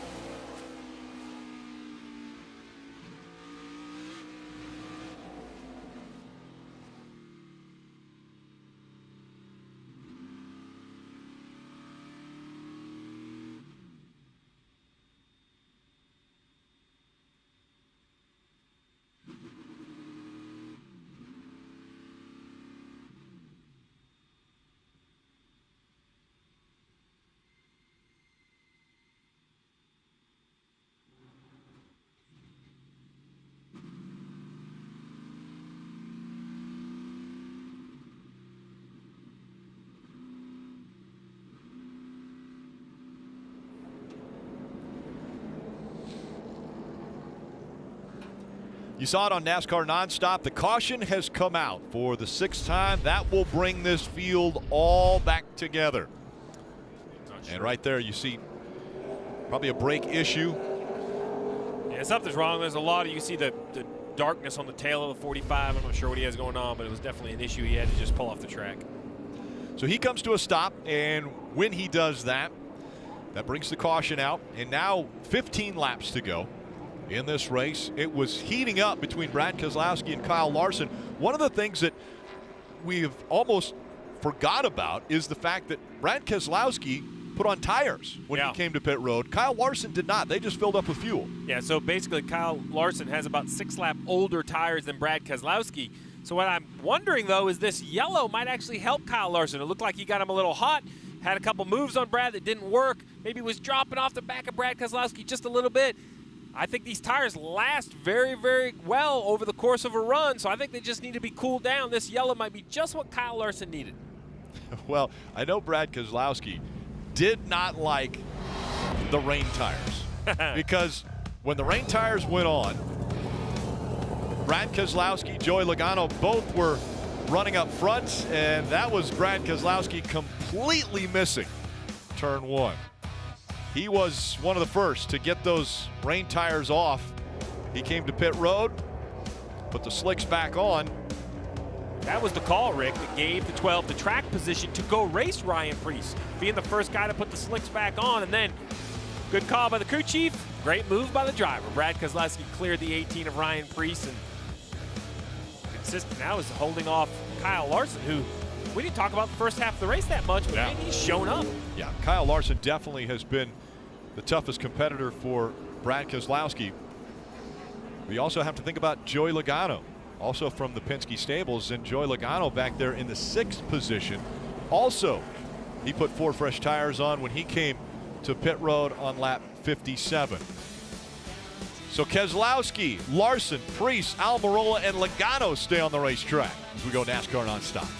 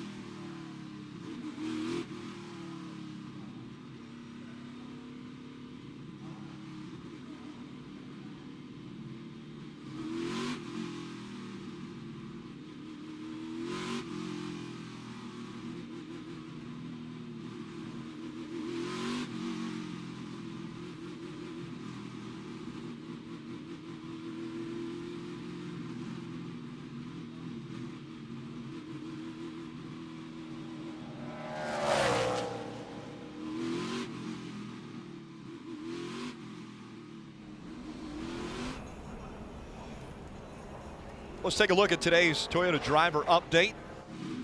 Ryan Preece currently running in the 3rd spot. Christopher Bell looking for his 4th consecutive win. The Xfinity Series right now 17th. Brandon Jones back there in 21st. Man, Rick. What do you think? Side 15 to go. Larson's cooled his tires. Keselowski controls the restart. Don't sleep on Joey Logano back there in 5th. Fast car all day long. Aric Almirola has also been very strong. He's running in that 4th position in the 98. Side by side, Keselowski, Larson, as we get ready for 13 laps of racing from the Glen. Great restart for Keselowski. Larson not up through the gears as quickly. Now here comes Larson on the outside, trying to get by Preece. Preece trying to hang on for that 2nd spot. Keselowski tries to check out now. Here comes Logano. Logano moves up into the 4th position. They're all stacking it up, coming up to the S's now from 3rd on back. You've got Keselowski in the 12, Preece in the 18 away with the lead.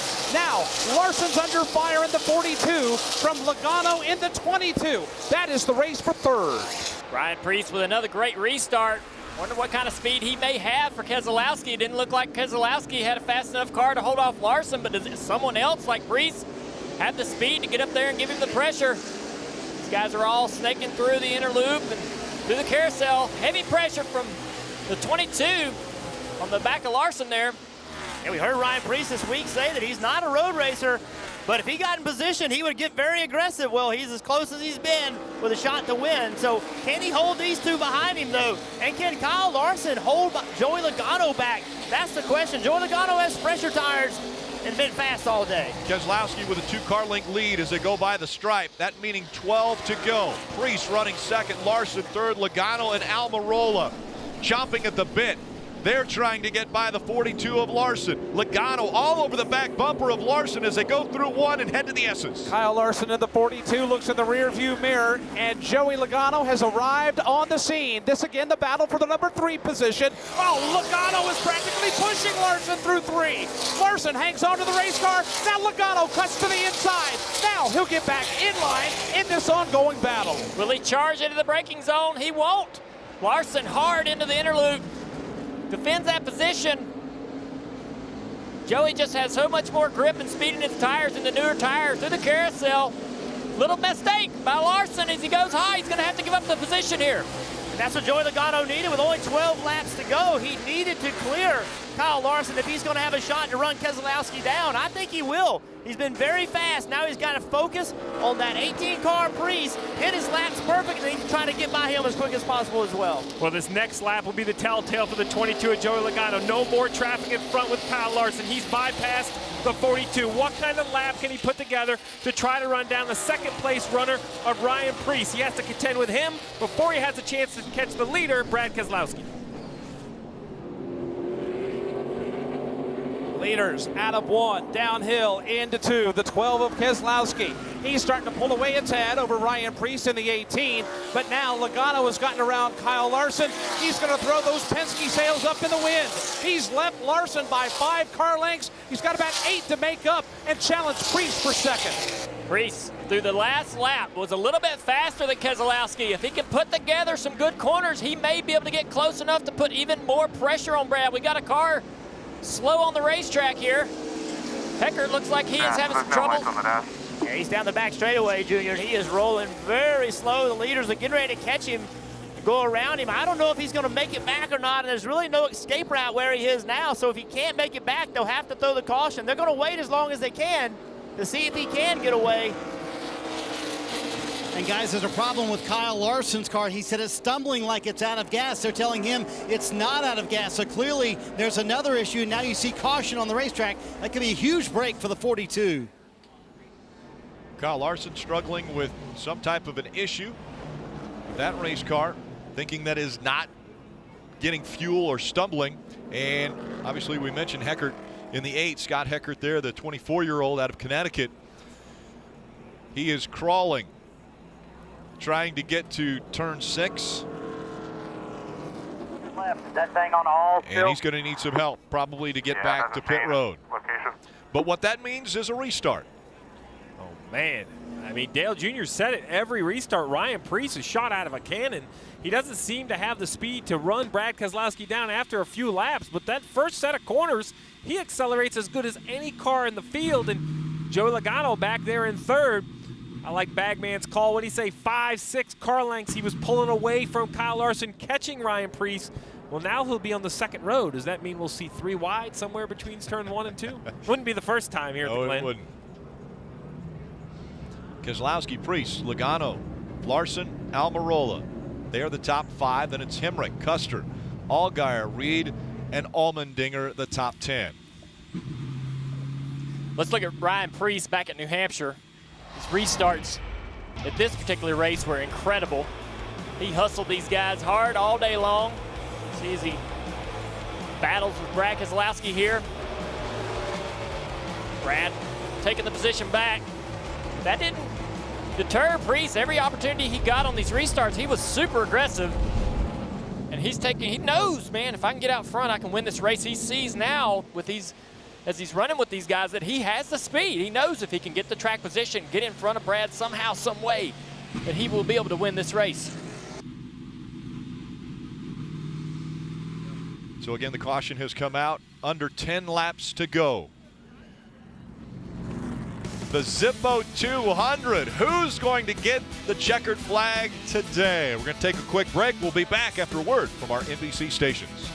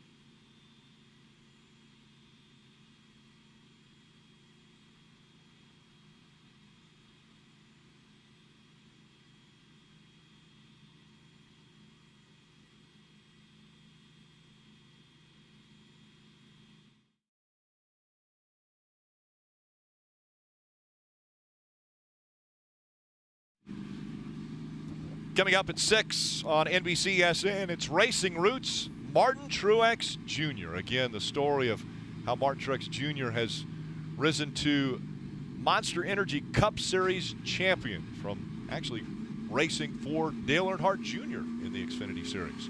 And then after that, we will have Monster Energy Cup Series qualifying. We just saw Ryan Truex, by the way, Martin Truex Jr.'s brother, younger brother.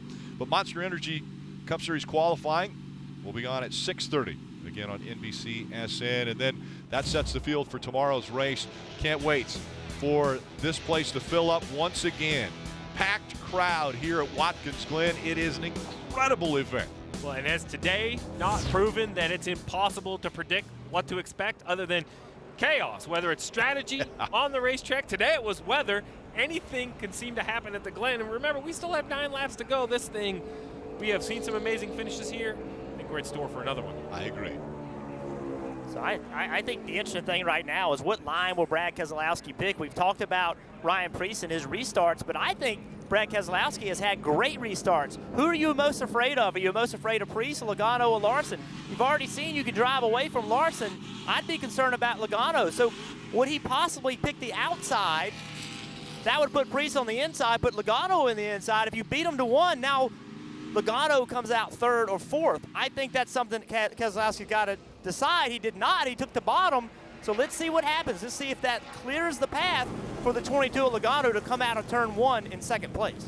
So, Rick, we're going to have Brad Keselowski, Ryan Preece on row 1, row 2, Joey Logano, Kyle Larson, row 3, Aric Almirola, Daniel Hemrick. We have guys back in the field. Don't forget about Custard, Allgaier, Reed, even AJ Allmendinger. He gave 7 spots on that last run. So as we go through these rows, take a good mental image of all where these guys are, because when they come out of turn one, there's not going to be 1 or 2 wide. They're going to be, that runoff, that's free game. Well, Steve, remember, it wasn't that long ago when we were talking about how long will it be before Kyle Larson puts the bumper to Brad Keselowski to get by. Well, that could easily happen here in any of these first 2, 3, 4 rows, because everyone is fighting for position. If somebody does put the bumper to another one, now all of a sudden it opens the door for someone else. And that yellow and black number 42 right there, if Kyle Larson was talking about some fuel issues, let's see if it restarts cleanly and accelerates without an issue. Keselowski once again on the inside. Ryan Preece on the outside. 8 laps of racing to go from the Glen. A great restart this time for Preece. Here comes Logano on the inside, trying to take the lead away. 3 wide as they go through 1. Logano forcing his way up there. 3 wide behind him, they're spinning. Ryan Truex goes around. Logano the leader, Keselowski chasing after him as they go through the S's. Right now it's Logano pulling away. Keselowski to second. Ryan Preece now with his hands full. It's Aric Almirola in the 98 that runs 4th. Joey Logano with the newer tires leads the field through the inner loop. There you see Allgaier fighting in 5th position, clearing the 42 of Larson. The 98 moving into the battle here for 3rd. Brad Keselowski sliding that left-rear tire through the carousel. Great restart by Joey Logano. That's what racing is so important, to get those great restarts. Now he's able to drive away. Just focus on in front of you. Can you just drive away from Brad Keselowski? Make no mistakes. Joey Logano has been very successful after starting on the pole here at Watkins Glen. Can he get to victory lane again? That's the goal, and that is exactly what he is trying to do. Just under 7 laps to go. 2 car lengths separate the top 2. Then Ryan Preece back in 3rd. Almirola is 4th, and Justin Allgaier has come into the picture. Marty.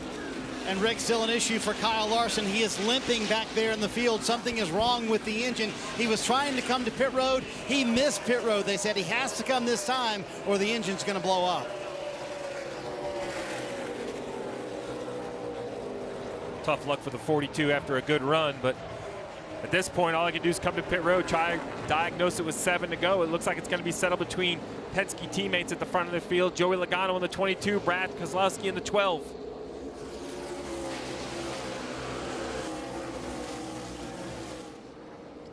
All right, we're going to do an abbreviated through the field brought to you by Hardee's. Marty.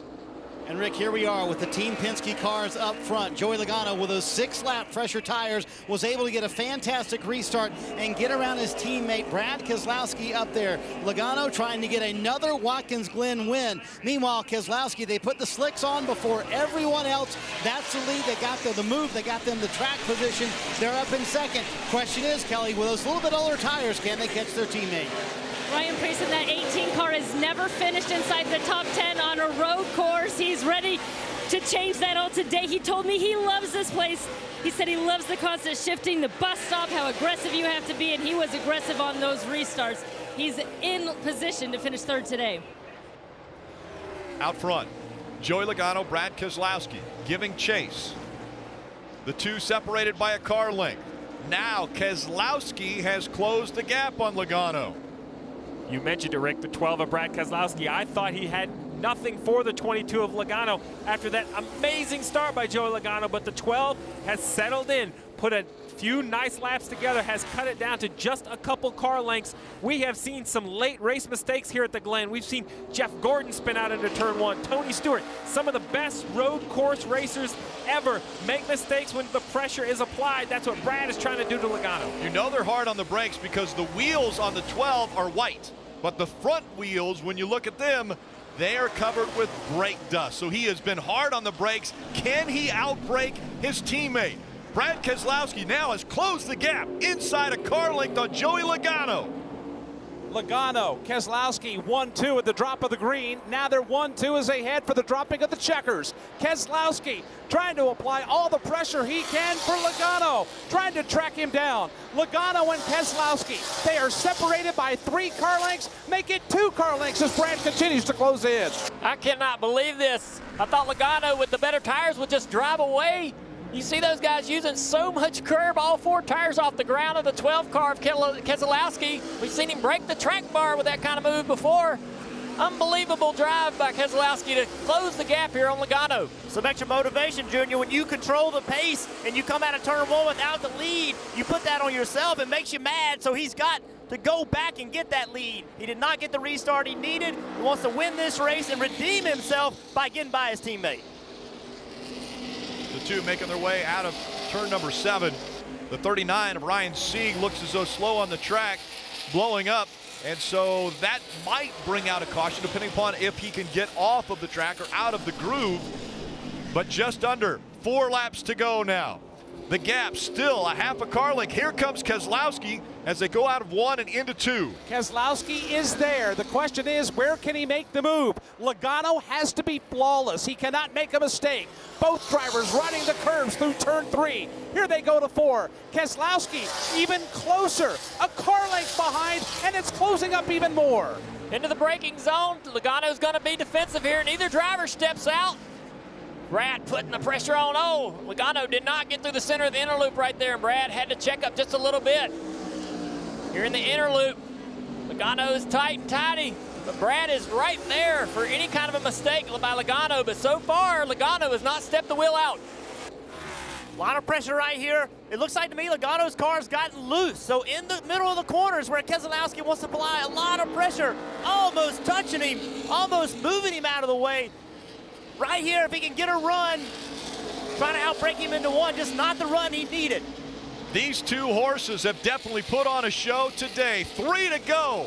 Out front, Logano, can he hang on? Keselowski has put all the pressure he can on the young teammate. Now he breaks it. He goes around. Keselowski trying too hard. He spins. Logano continues to pull away.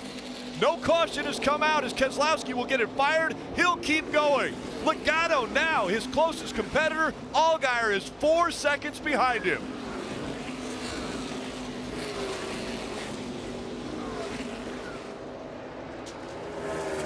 Unbelievable. Those guys are pushing so hard in that corner, that entry to turn 1. So easy to do that.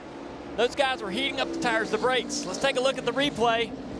Those guys were pushing their cars so hard. Finally, Brad just got down in there too deep. Not to get the car woed up. It was just that close. Look at how close it was. And some of that's just a change in the way the car brakes. As the run goes on, you tend to gain more rear brake, and it's easy to wheel hop it. It's easy. Right there, he downshifts. Immediately when he downshifted, he knew he was in trouble. That tells me he had a little bit of wheel hop. Hold on. That's the brakes change, don't they, Junior? When the run goes on, you need to put more front brake to it. If you don't, it will wheel hop it. But when you do that, it hurts the braking force. You can't slow down as much as you want to.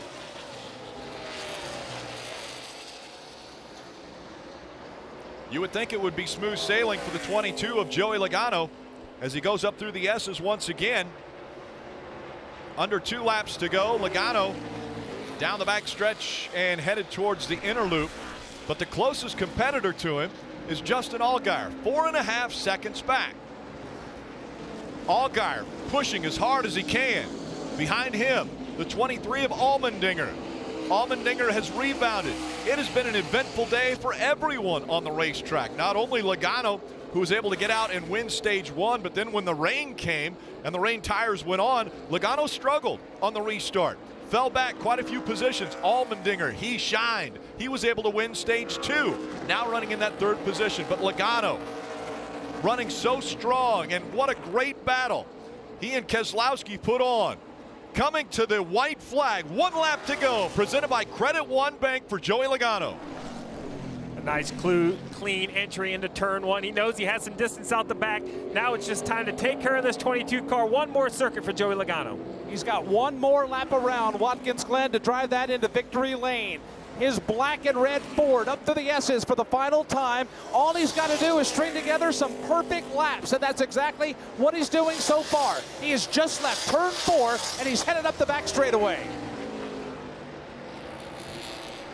Just hit marks here, man. Easy into the inner loop here. Talk about emotions. few laps ago, he had somebody putting so much pressure on him, he didn't know whether he was going to be able to hold him off for the win.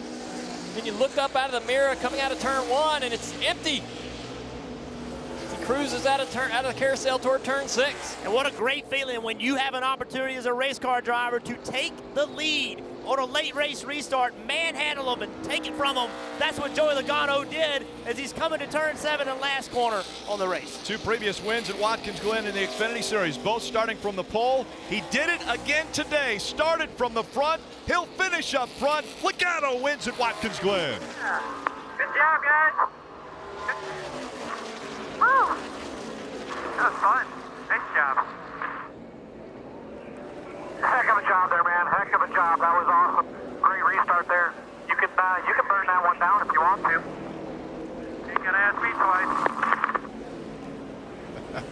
And a victory lap for the 22 of Joey Logano as he works his way around the track one more time, and then the celebration will begin when he gets back to the finish line and grabs that checkered flag. We'll be here for it.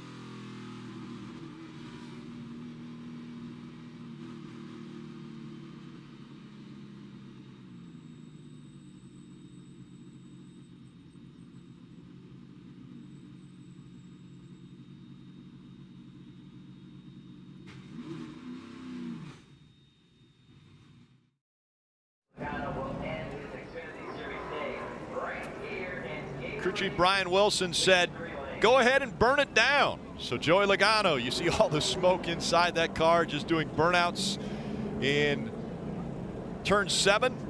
And what an incredible race Joey Logano has ended up putting on as he will work his way to victory lane.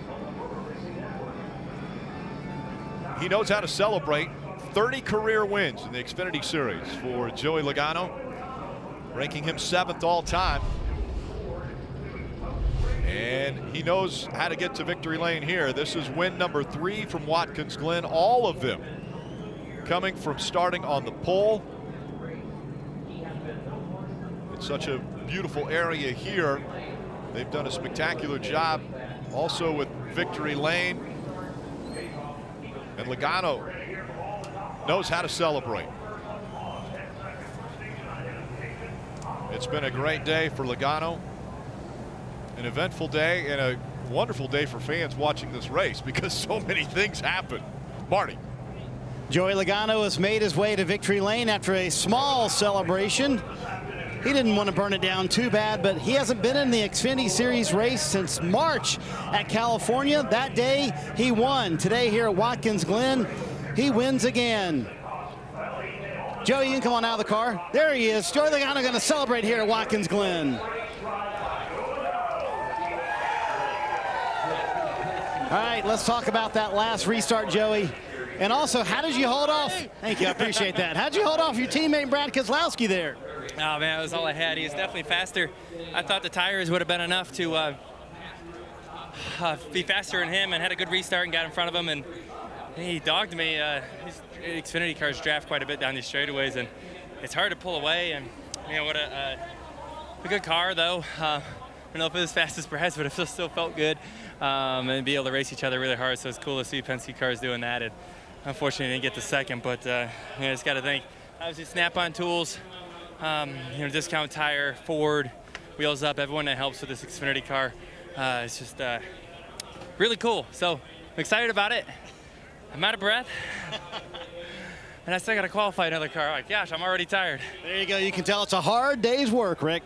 Absolutely. Still more to come today from Watkins Glen. Monster Energy Cup Series will qualify live on NBCSN. That's at 6:30 p.m. Eastern. Coming up next on NBC, your local news, except on the West Coast. Joey Logano wins at Watkins Glen.